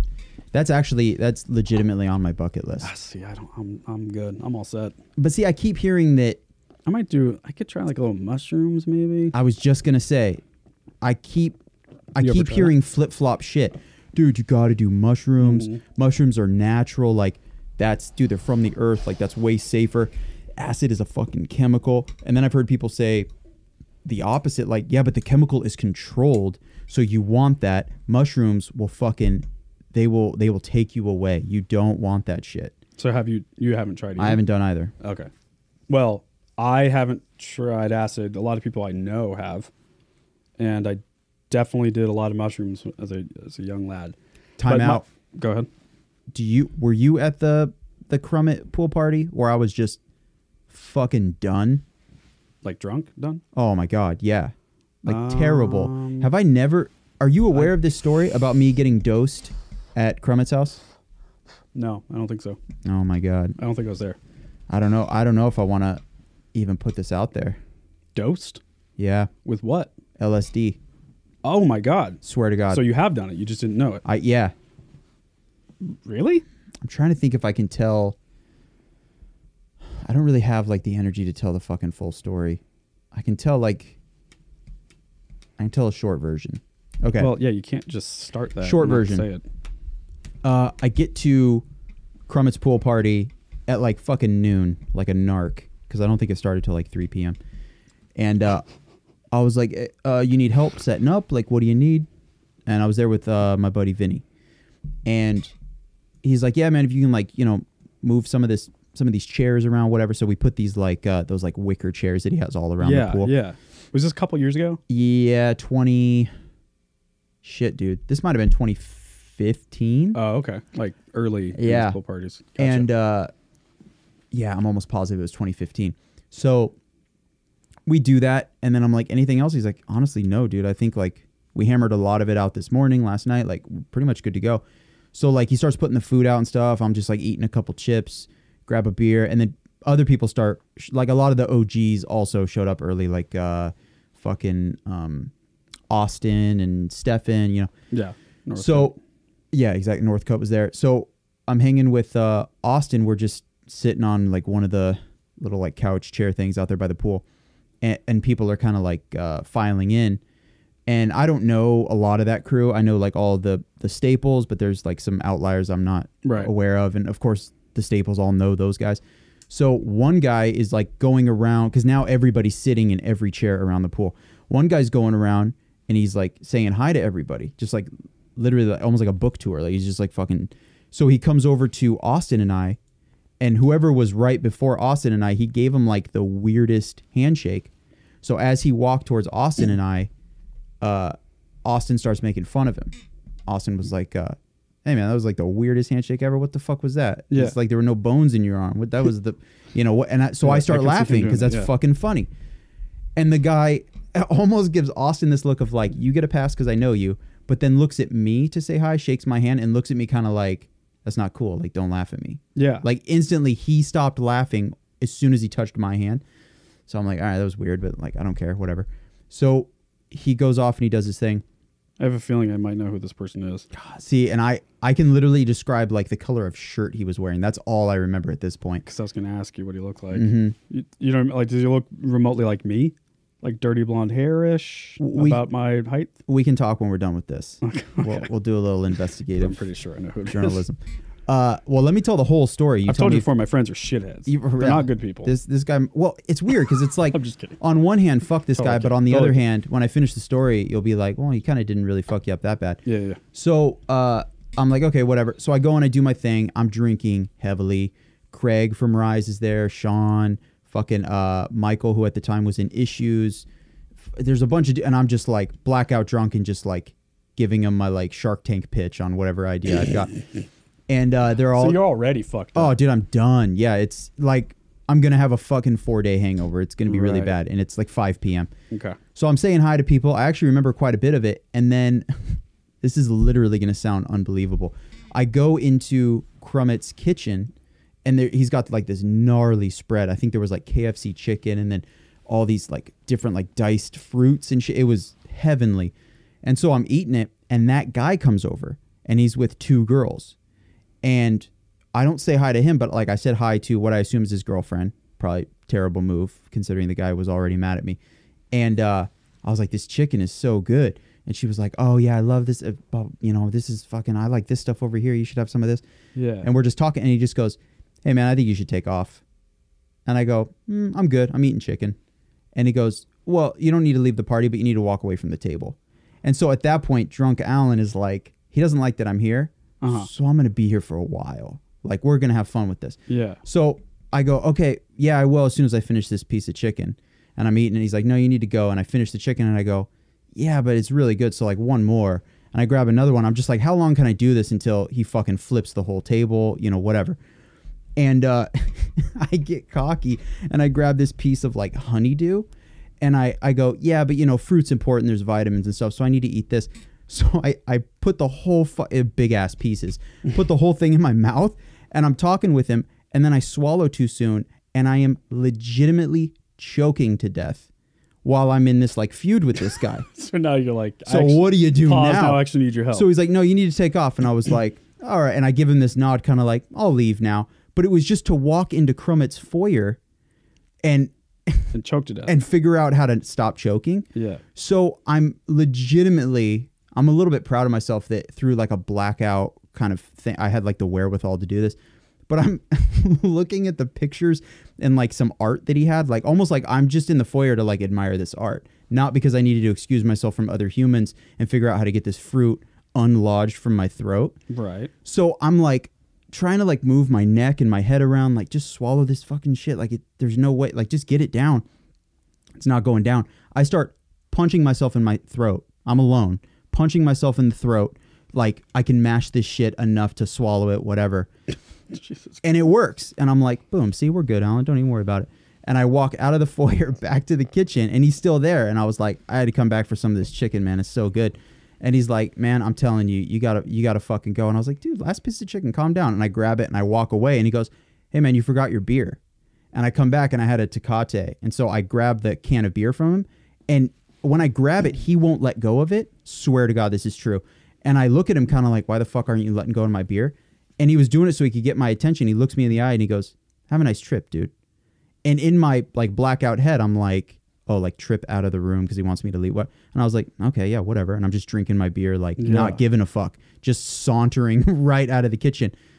And then fast forward an hour, and everybody tells me, I've talked to Crummett since, and Tony, Vinny, all these people. And they're like, dude, you were just in the corner talking to yourself, talking about the shit that you're seeing. And I told them, I remember seeing shit floating all over the place, and a couple people that were trying to help me and like get me a lift. There were like these like bright lights like on their shoulder, just like hanging out. And I kept like trying to touch them and shit. I was Jesus.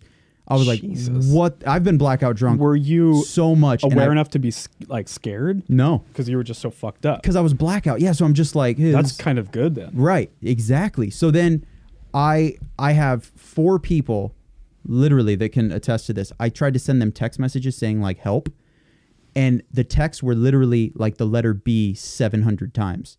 And then I that was to my roommate at the time, Ryan, like come get me, but it was just a bunch of B's. And then to my mom, which was like HJJ. While you're still at the pool party? Yeah, I'm sitting on Crummett's front porch. Oh, okay.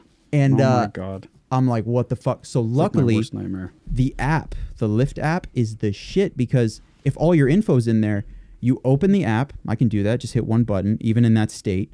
And then you hit get Lyft, and then that's it. 2 buttons, and you got somebody pick you up.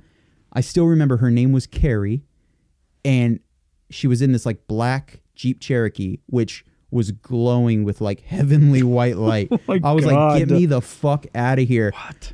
And I get in and I'm like, hey, Carrie. She goes, hey, Alan, with this tone of almost like she knew what I had been through.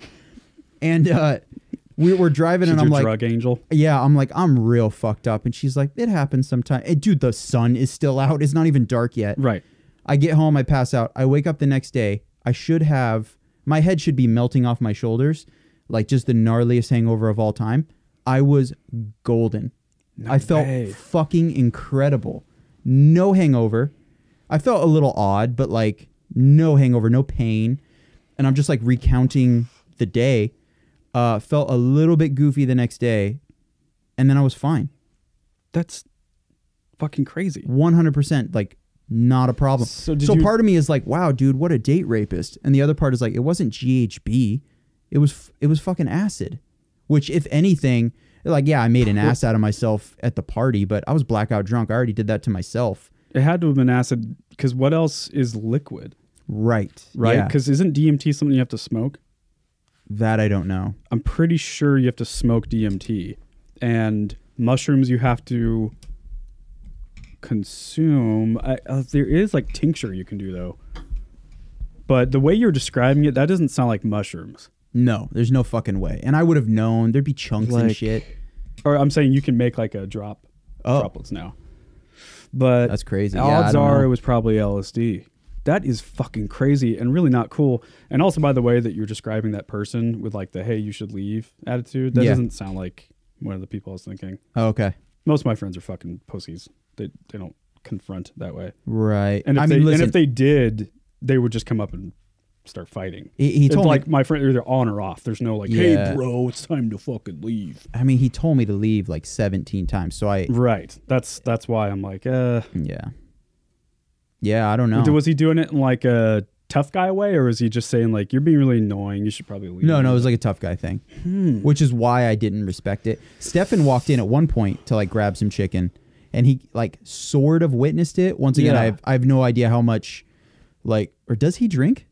7? Yeah. No, like a handful of times a year at Okay. best. I thought maybe he was one of the people I know that like straight doesn't. In the back drink. of the day, he straight didn't. Oh, okay. Yeah, like growing up. and Yeah, shit. so I don't know how much he had or like how much he was even paying attention, but he came Right. in and I remember looking at him kind of like, you must know this guy and I don't. So like, what's your comment? He took a bite of chicken and he walked away. So I was like, okay, I'll keep talking with this dude. Right, because maybe that's fucking crazy. It was insane. Gotta know who that is now. Yeah. But I mean, you know, That's dude, an insane story. thank you. You know, it sort of helped me out a little bit. That's fucking nuts. I mean, I don't know. I mean, I never, like I said, I didn't do LSD, but I definitely did a good amount of mushrooms. See, my fucking problem and my stupid friends is that we never did any reasonable amount. We always did a lot. Right. So- See, that's the thing I try to keep in mind when people go, man, this will fuck you up. You don't want to. See, that's the thing. But Yeah. are you responsible when you fucking take it? Well, what I'm hearing though is like mushrooms, if you just take a little bit, like a couple caps, just a small amount, it's like one of the funnest, easygoing, Yeah. not bad trip. You know what I mean? Like just a real good time, real loose. But I never had that experience. We would take like an eighth. Oh, you know, like just shoving into our mouth. Yeah, and you're supposed to share that amount, right? Yeah, but we're like 4 to 5 people. But we were just, out of our minds. But yeah, so you trip balls for like 8-10 hours in like the most Just a full work day. profound, crazy way. Yeah. Mushrooms, one of my good friends described it as the feeling of dying. Oh, sick. Yeah.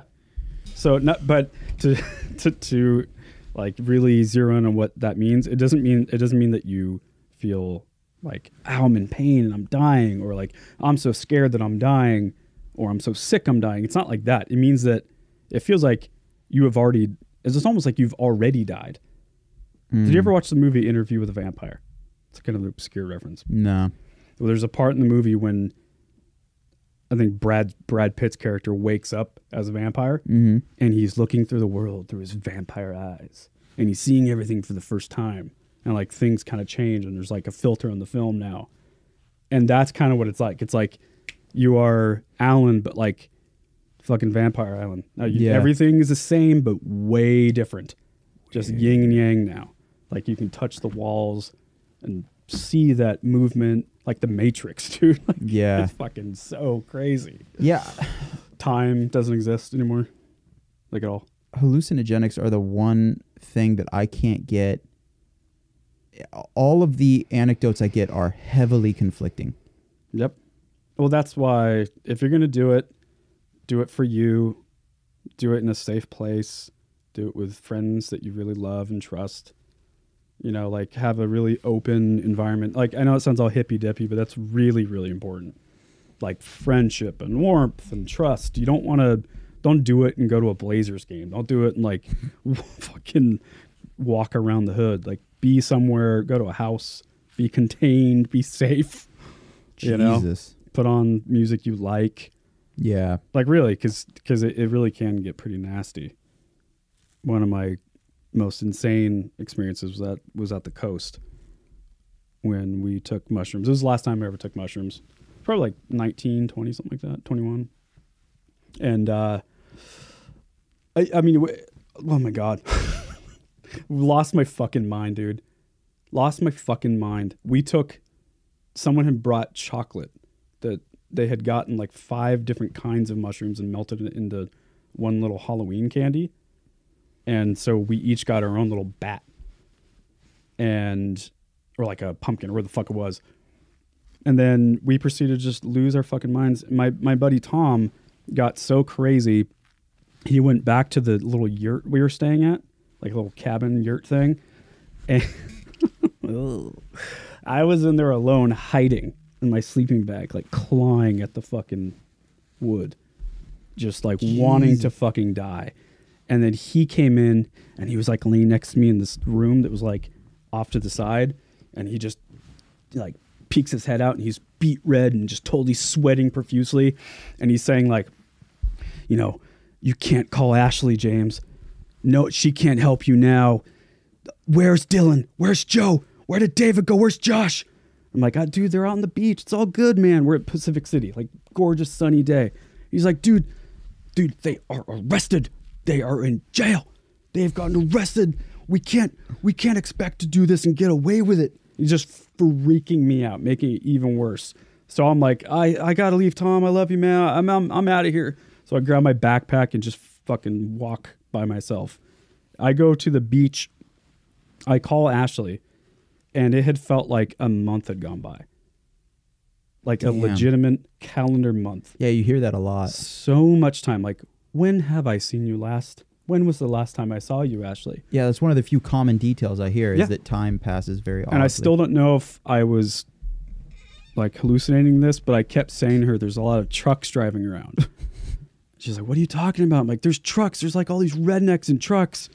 And Tom thinks that Dylan went to jail and I can't find any of my friends and everyone's in prison. And then I find my friends up on the dune and I look over and my buddy Dylan is puking into the ocean. That's the guy that was just yelling and shit? Yeah. No, that was Tom. Oh, okay. My buddy Dylan is puking in the ocean. And Tom is now up on the hill and he's in like in the shadows of the tree, like hunched over with his hood on. They're like fucking sketchy as shit, just sitting there staring at all of us. Tom's a creep, dude. And I'm still, for some reason, I just keep like clawing at the earth. I'm just clawing Why away. are you clawing so I don't much? know, dude. I'm just like trying to get out of this place. Mushrooms just turns you into a cat. Yeah, I'm turning into a cat. Dylan's puking. He's being creepy in the bush. I'm clawing. You guys are just falling apart. We're losing our fucking minds. Meanwhile, like families are everywhere. Kites. It was like a, you know, oh, is it like daytime? Daytime. I was picturing night. No, daytime. And we also, when we got there, it was kind of crappy weather. So we packed for like a colder day. So we all had like hoodies on and like boots, way dressed for the wrong environment. And then it got really sunny and warm. And at one point, a dad comes up with his 2 kids up the hill. He sees Tom. He sees me clawing at the earth. Dylan puking to the ocean. He just turns around and is like, oh, okay, we'll just go this way. He takes his kid down the dune. So anyway, long story short, then we do lose Tom. We can't find Tom and we can't find Dylan. 2 of our friends are missing, right? And then we find Tom and he had been up back at the yurt or whatever and he was like sobbing because he thought Dylan had fallen in the ocean. He thought Dylan was dead. So he convinced all of us that Dylan was dead now. So I remember even talking to Ashley like, we can't find Dylan. Tom thinks he's dead. I don't know. She's like, that can't be true. Like, it's all right, man. Just relax. It's just the worst fucking day ever. Jesus. And we like step outside, and when we come back in, Tom had left the fucking cabin and had gone up into the forest, and he had brought nothing but the boxers he was wearing and a can of beans. Dude. All of his shit was still in the What air. a nightmare. He had taken off. He had been pissing in cans in the cabin for some reason. Like, he lost his fucking mind. Turns out Dylan didn't die. He was fine. He was just taking a walk. And then I remember him becoming like Jesus Christ, because that'll happen on these trips. You have one person that is like the positive light. And he became like the Messiah for all of us. Like, we followed him because he Yeah. was so happy and like, like, look at the sunshine. He was just the guy. Is he like that typically? No. Oh, okay. He can be pretty vile, actually. Oh, wow. Pretty toxic, but only when he drinks. But yeah. Crazy story. Tom lost his mind, went up in the hills, pissed in cans, brought beans with him. You can ask North Guy, he was there. It was the craziest day of my life. How old were you when you had sex for the first time? 15. Okay, yeah. That's about right. Yeah. I think that's average. What about you? 14. Yeah. You nerd. 15. No, I'm kidding. Yeah. Yeah, and it was horrible. Was your first experience horrible? Oh, yeah. Terrible. Terrible. In Dylan's garage. His parents were out of town. Or, Damn. yeah, the garage and then the bathroom. Damn, twice in one night? Yeah. Same girl, twice in one night. After my first time, I was like, I'm never doing this shit again. Yeah. Yeah. I remember being very confused about it. Yeah. I remember being really depressed because, like, Yeah, I was like, this sucks. I look forward to it so much. And I was like, this thing that I was told is the shit is not Yeah, where were you? in my bedroom. Was like your girlfriend or whatever? Yeah. Yeah. My girlfriend and I were in my bedroom playing video games, and my dad was like the ultimate wingman. He came in the bedroom and he goes, hey, I got to go pick up your stepmom. He said her name, but it feels, well, no, I'll say her name. Her name was Nola. He goes, I got to go pick up Nola. And she worked at a Safeway like 3.5 minutes up the road. And he goes, I'll be back in an hour, which makes no sense, you know. But that was code for Oh, wow. do what you got to do. Get it on, bro. Yeah. And which, you know, listen, cool, thanks, Dad. But at the same time, like a verbal high five from your dad, it's not like the best way to start. Especially if you said, how old were you? 14. That is kind of young. Yeah. I mean, people always tell me that 15 is young. I think it was him just kind of being like, That's pretty young. if that's what you guys are into and you're there, because I don't know what your relationship with her is like. You're going to do it anyway. Then cool. Yeah, you've got, yeah. And so, yeah, he left and I was like, so what's up? And she was really into the idea. I was kind of like I knew as soon as he left, she was going to be like, an hour? Right. That's plenty of time. And I was like, ugh, I don't know. Like, just nervous about the whole thing. Oh, wow. And, yeah, and went through with it. And yeah, it was just terrible. Yeah, it was terrible. Didn't even need an hour at all. Nope. Could have had a horrible time in just the real amount of time it would have taken for my dad to go 3 minutes up the road and back. Yeah, mine wasn't even my girlfriend. Oh, interesting. Just a girl, a friend of ours that partied with us and dated like 3 of my other friends. And weird, man. Yeah, it's Times one are of those funny. things. Like I've never heard of a good first sexual experience, but it's this weird like rite of passage. You have to. It's unavoidable. Yeah. You got, except for I'm not even, is it supposed to be good? Like, here's my you gotta question. just get it done. Is kind of piggybacking on that question. Is it better if you wait until you're like 20? Or is it one of those things that it's going to suck your first time, whether you're 14 or 40? I don't That's know. If something I that had waited interests me. till I was 20, I mean, I did a lot of fucking in those years. That's like the majority of it for me was young days. Yeah, Well- because I've been with Ashley for so long that's when most of that happened. Right. But what I'm saying is that because you worked up experience and so it started to get better in your 20s because you did it a lot in your 20s. But if you never did it, and maybe it's just masturbation from, whatever, 14 to like 40 years old, and you lose your virginity at 41, do you think it's better? Because you would have to assume your partner is not going to be a virgin. It's very unlikely you're going to find another 41-year-old virgin. So would that help? Like you let her kind of control the situation? Oh, I see what you're saying. Yeah, I mean, probably. You would have to argue that, yeah, it would. It would have to be. It just has to be the right person, I think. Because I think a lot of what made my experience bad is that we were both, like, we didn't know what we were doing. So I couldn't be like, is this right? She'd be like, I don't fucking know. I don't fucking know. I'm a kid. Yeah. I know. I think she It'd had... be so weird if she said, I don't know, I'm a kid. Were you guys... So you guys were both virgins together? Yeah. But by the way, that would be very weird. I don't know. I'm a kid. Yeah. Be like, shit, I had a hard time getting hard, and then you called yourself a kid, and now we're good to go. See, now that I think about it, she wasn't a virgin. She had sex, I think, with one of my friends right before. So like one time though? I think. Yeah. Something like that. That's still like, yeah, that's no experience still, you know?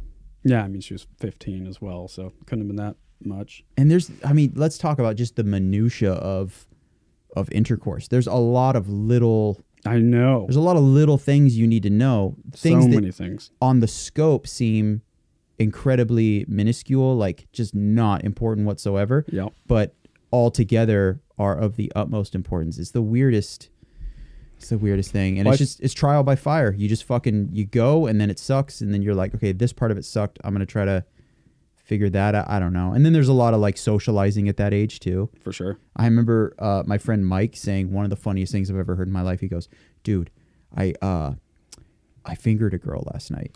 And I was like, I remember fingering. Yeah. And I was like, whoa, no, what was that like? And he goes, check this shit out, right? So when your finger's in there, it feels wet. And then you take it out, your finger's not wet. Still one of the funniest fucking things. But I remember like me being 14. Oh, you just blew my mind with those memories. Me being 14, I was like that didn't entice me. I was like, oh, so it's like some alien shit? I'm not into it. Oh, right. Because they're like, that's not natural. What are you saying? Dude, that's magic. I don't want that. That's weird to me.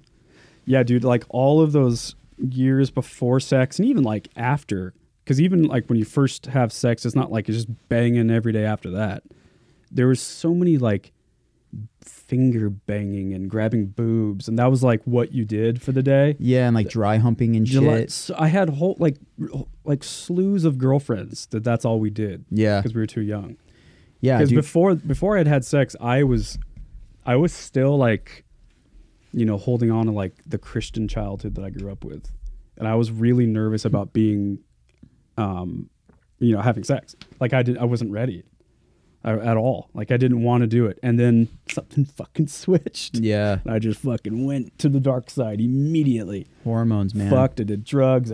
We had so much fun in high school, and I don't regret a goddamn thing. Yeah. But yeah, man, it's hilarious to think that you'd like go over to your girlfriend's house and be stoked about your dick being swollen by the end of the night, but never leaving your pants ever, not once. You're like, I'm not even gonna take my dick out, and it's gonna hurt so bad in 6 hours.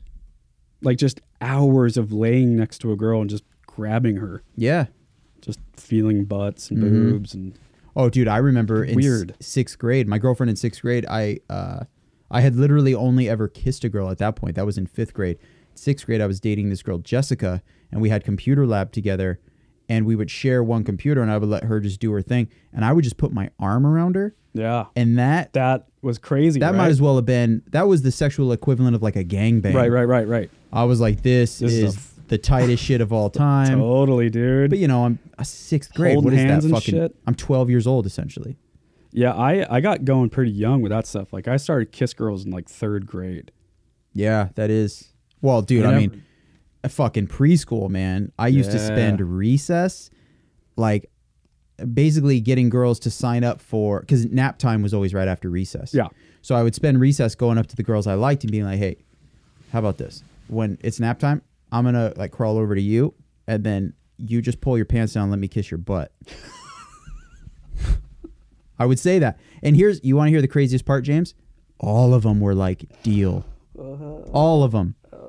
That's so creepy. And so I would I'd army crawl over as soon as the teacher left. What was in it for them? Some butt kissing? Yeah. these pretty soft tight, lips, man. these soft lips on their butt. Soft lips and soft cheeks. Yeah, and so I'd army crawl over and I go, Sabrina, let's get it. Check And this out. She'd pull her pants down, one kiss, and then I'd army crawl over to Kaylee. Your turn. Why did you even know what that, like, that's a funny thing. Why for did a I little choose kid. that, right? Yeah. Yeah. I know. Why was I into that? I was just like, if I could do anything, I don't know, kiss their I butt. want to kiss this girl's butt. Yeah. That's fucking hilarious. Mm-hmm. I remember that vividly. Were you a romantic kid? I was. I fell in love with girls like every single week. I was telling Ashley this the other day. Like, she thought it was so fucking ridiculous. Yeah, no, I definitely, well, Like, all the time. not super often, but dude, when I did, It was hard, right? and I'm still a little bit that way to where Yeah, like I yeah. said earlier, like just being very monogamous, like I'm all about like investing know. a shitload into one person, not Right. this weird like player mentality of like, how about 10% in 10 girls? No. Cuz then I have a shitty relationship with 10 people. Mm-hmm. That's not interesting to me. Sounds but like exhausting. this like next level connection, that I think even at a young age I was very much that way. Yeah, me too. Except for when it was multiple girls whose butts I was kissing. But then that wasn't a relationship. That was me just like, hey, I'm trying to test drive some shit. How about the three of you? And they're all like, yeah, for sure. How many girlfriends do you think you've had? Like legit girlfriends?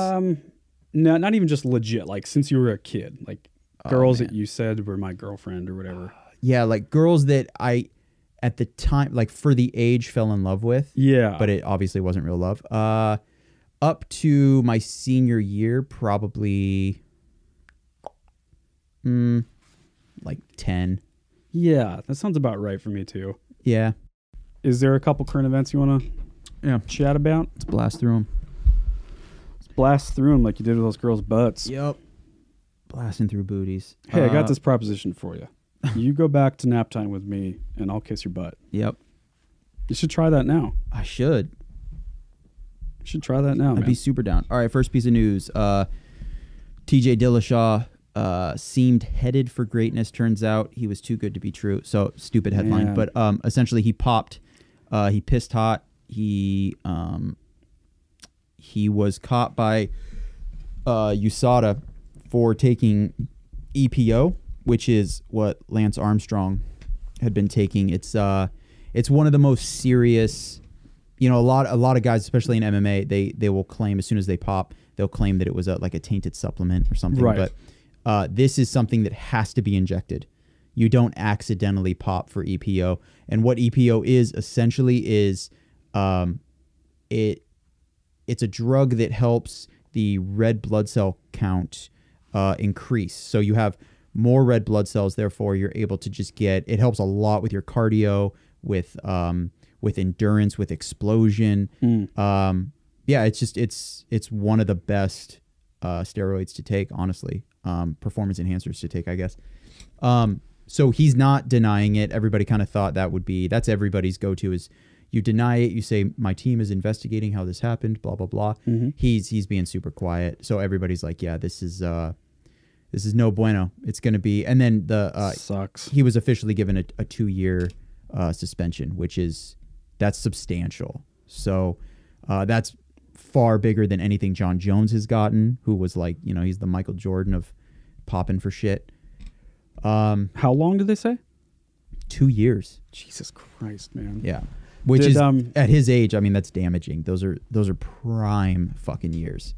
He's how old now? I want to say he's 28, 29, 30, somewhere in there. So for fighters, I mean, they don't typically, 30 is about the end of your peak. Like you can go into like your early 30s for sure if you're special, but you want to be doing some big shit by 30 and then maybe, hold on to a title for a couple years and call it, but because there's no reason to take unnecessary damage deep into your 30s. So it says, turns out he was assisted for at least one night. What does that mean? For one fight? Yeah, probably. I don't know. What paragraph is that? Third paragraph down. EPO. I'm trying to figure out how long he might have been doing that. Well, that's honestly what they're trying to figure out right now. They're not sure how far to go back and turn his wins into no contest. You know what's I crazy only asked though? it because he lost and he was so bummed about it. I wonder Yeah. if like he's like, I got to do something. Yeah. Well, I mean, the thing is, that test is from that fight. So the fight where he got starched in one round, he was juiced up on EPO. Wow. So then that makes you go, yo, Henry Cejudo, Jesus. Right. Like that is, What are you doing? Dillashaw is already a motherfucker, but a juiced up Dillashaw for Henry Cejudo to starch him in one round that's Quite insane. impressive. Yeah, incredibly. Jesus. Shit. Okay, and then we got last little like fighting news. So there, have you heard about Bare Knuckle FC? It's this new thing. Kinda, yeah. Just hurt. They just had their first pay-per-view. The headlining fight was Jason Knight and Artem Lobov, who is Artem is a training partner of Conor McGregor's. Yeah, I know that guy. And in June, he will actually be fighting Paulie Malignaggi, which I'm actually stoked. The boxer? Yeah. Is he fighting in this bare knuckle thing? Yep. No way. Yeah. Does he do MMA? Nope. I didn't Only think so. boxer. Yeah. Jesus Christ. The Dana White essentially of bare knuckle. His name is something Feldman. Jesse Feldman. David Feldman. David Feldman hopped into the ring after one of the fights. I want to say it was one or two fights before the headlining fight, and said that one of the fighters, his name was Rusty Crowder.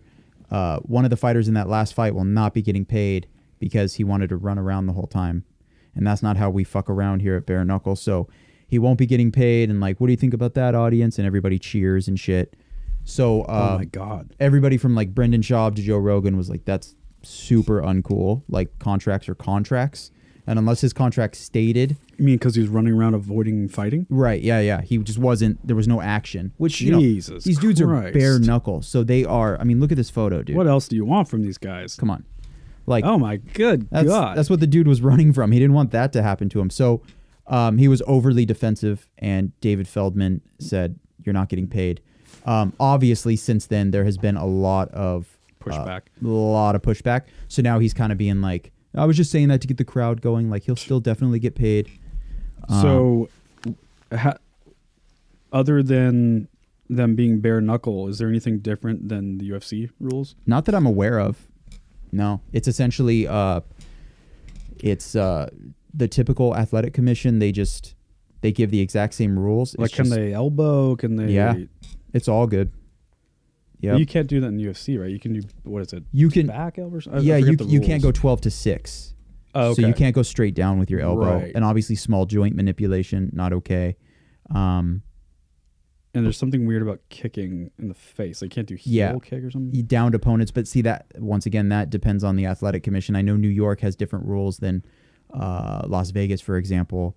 Right. But you can't like straight up soccer kick someone's fucking head. Not if there's like, I think in New York it's 2 points down, meaning like knee and one hand. Oh wow. Or but then in Las Vegas I believe it's 3 points, so 2 knees and one hand.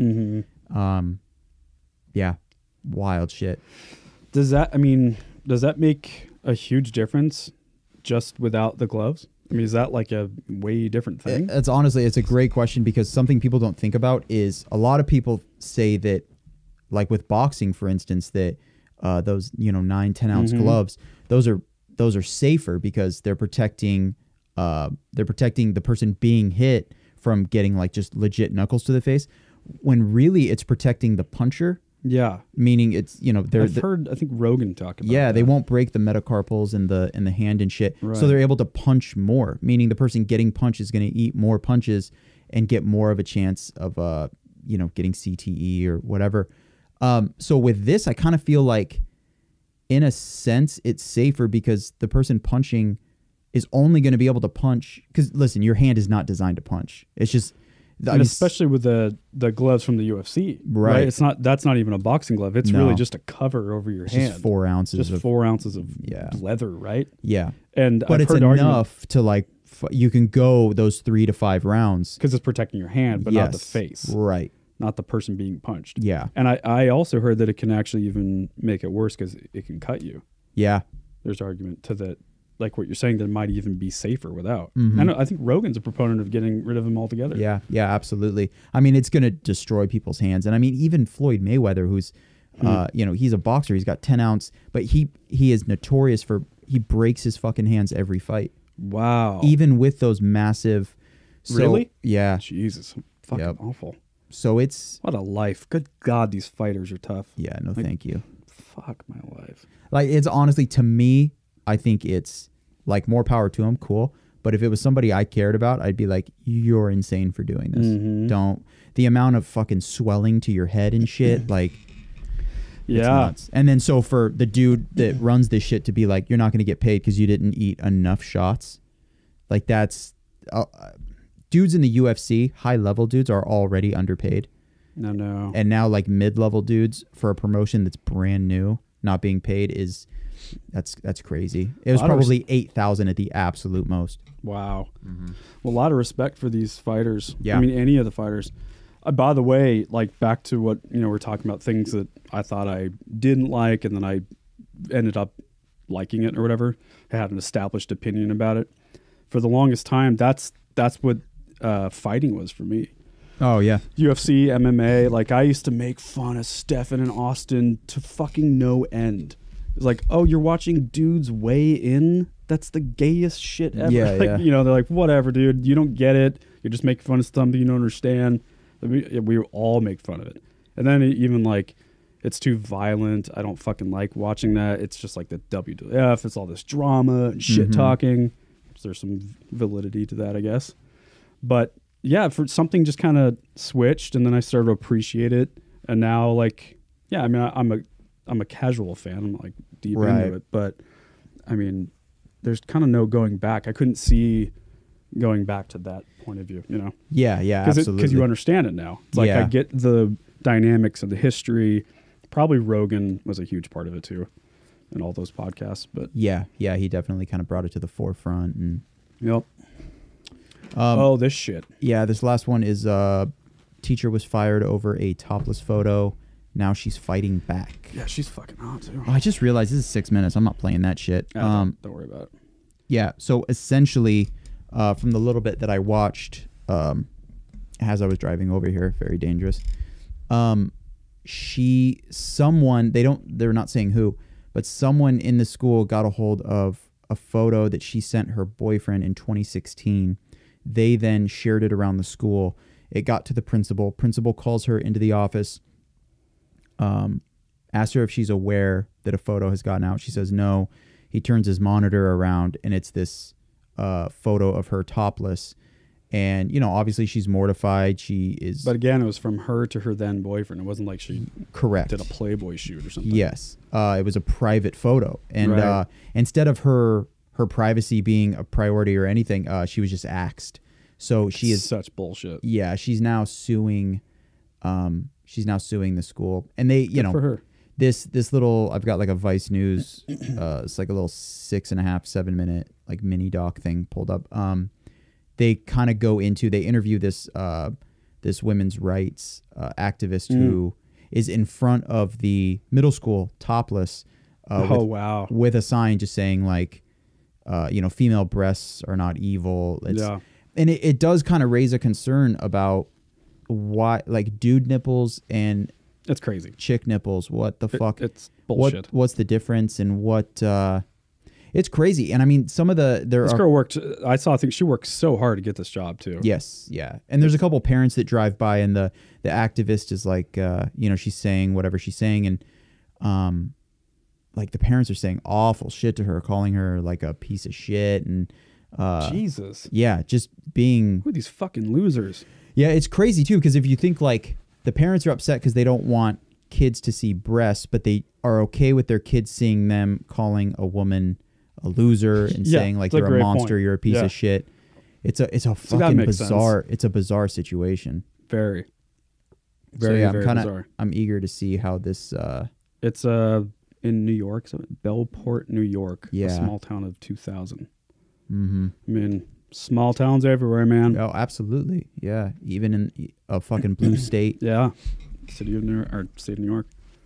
Crazy. Cool. Should we do movie pick and then bail? Let's do it, man. Love it. So before we start this, so I know you hate baseball. Fuck yeah, dude. I don't want to offend you, but this is a documentary that I heard about the other day because it's directed by Billy Corben, not Billy Corgan from the Smashing Pumpkins. Billy Corbin. Cocaine Cowboys. Exactly. Did you ever see that? No, a lot of people were like, dude, this is the shit. And I was like, fuck this, dude. And then they were like, watch this movie Screwball. It's about baseball, otherwise known as gay-spall. That's what I call it. James, what do you think? God damn it, Alan. Say something back, I dare you. I'm not saying anything back. I'll just let you sit in it.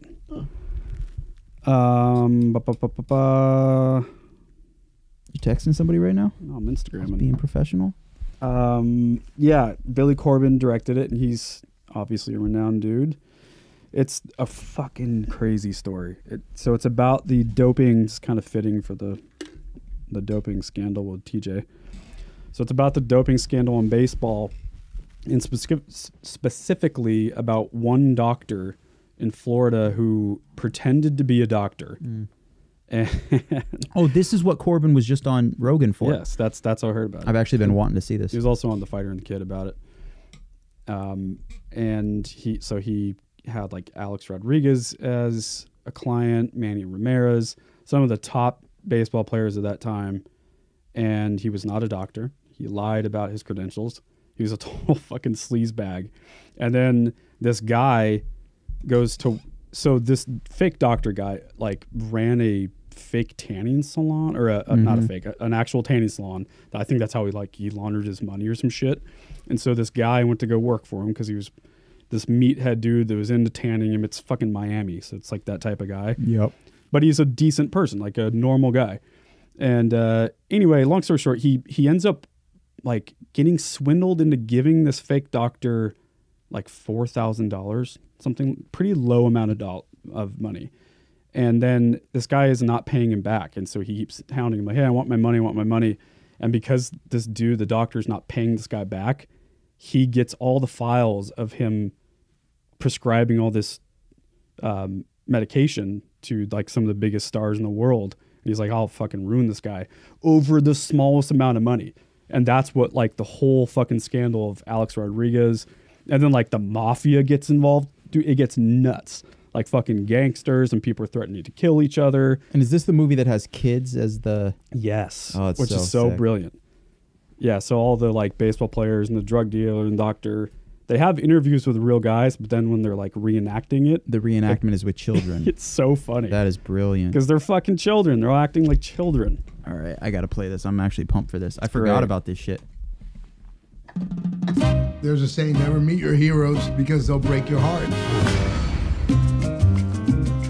From the moment I remember, I wanted to be a baseball player. It was the American dream. I got kicked off the team for smoking weed. It was a disaster. My plan was go into medicine. The Belize School of Medical and Performing Arts.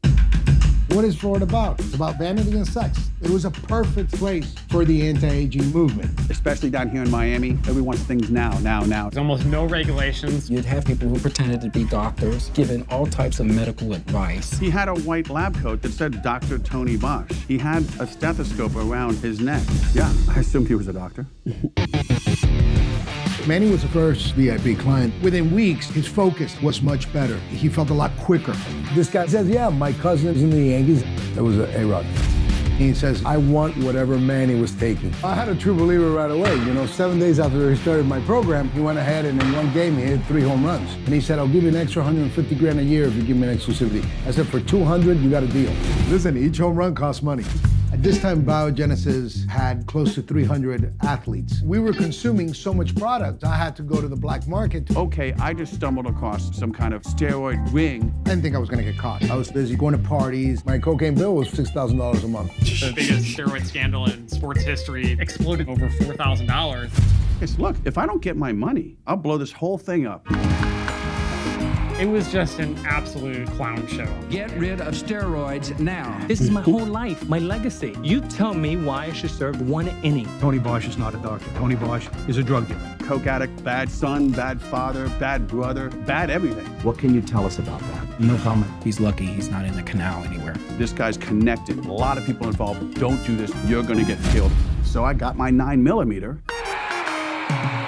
For every sleazy thing Major League Baseball did in trying to pay witnesses, threatening people to cooperate, A-Rod and his crew were doing almost the exact same thing. You pretty much can forget the Hall of Fame. It was almost like, hey, Mom, I made it to the big leagues, but in a different way, You can't make this up.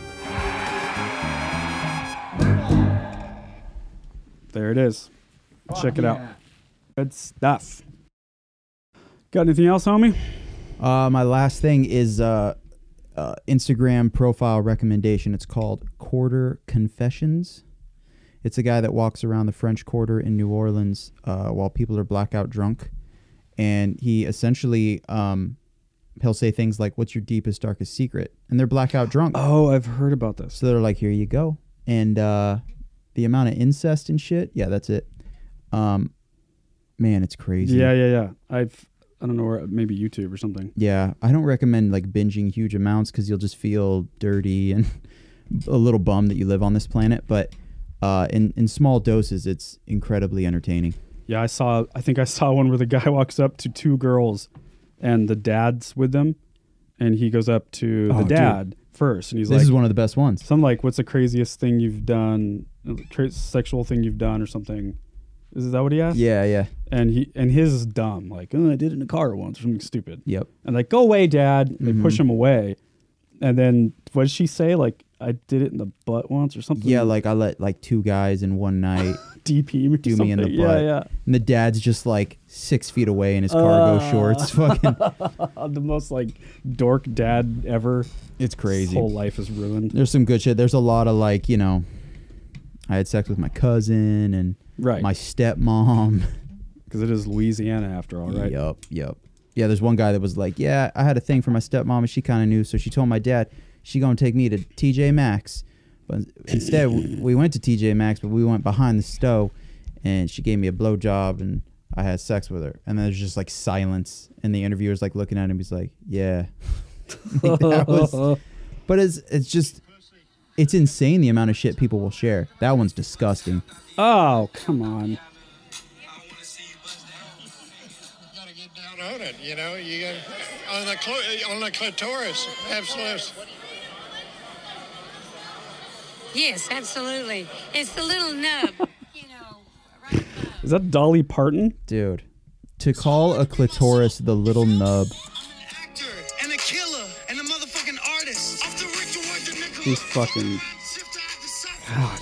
Yeah, so if you're listening, I don't miss drinking Quarter at Confessions, it's the shit. Start with the old guy one, the little screenshot of an old guy. He shows you how to fucking do oral sex, and then he puts a space in a weird spot in the word clitoris. So that's entertaining. Yikes! Alcohol. Right. Let's get the fuck out of here. I gotta pee. Me too. I've had a headache for like 7 years too. Damn. All right. You guys know the deal. The only fee for this podcast is to please tell at least one person about this podcast. If you took anything away from it, if you liked the fart jokes, if you liked the story of Alan being dosed with LSD against his will, tell your friend about it. I was victimized. He was victimized. Go to the police. Help this guy out. We'll be here the same time next week. You can expect the episodes up on Monday, Tuesday at the latest. That's the deal. Anything else? You good? Yeah, that's it. Follow us at the Stateside Podcast on Instagram, and that would be fantastic. We love you. Bye. Later.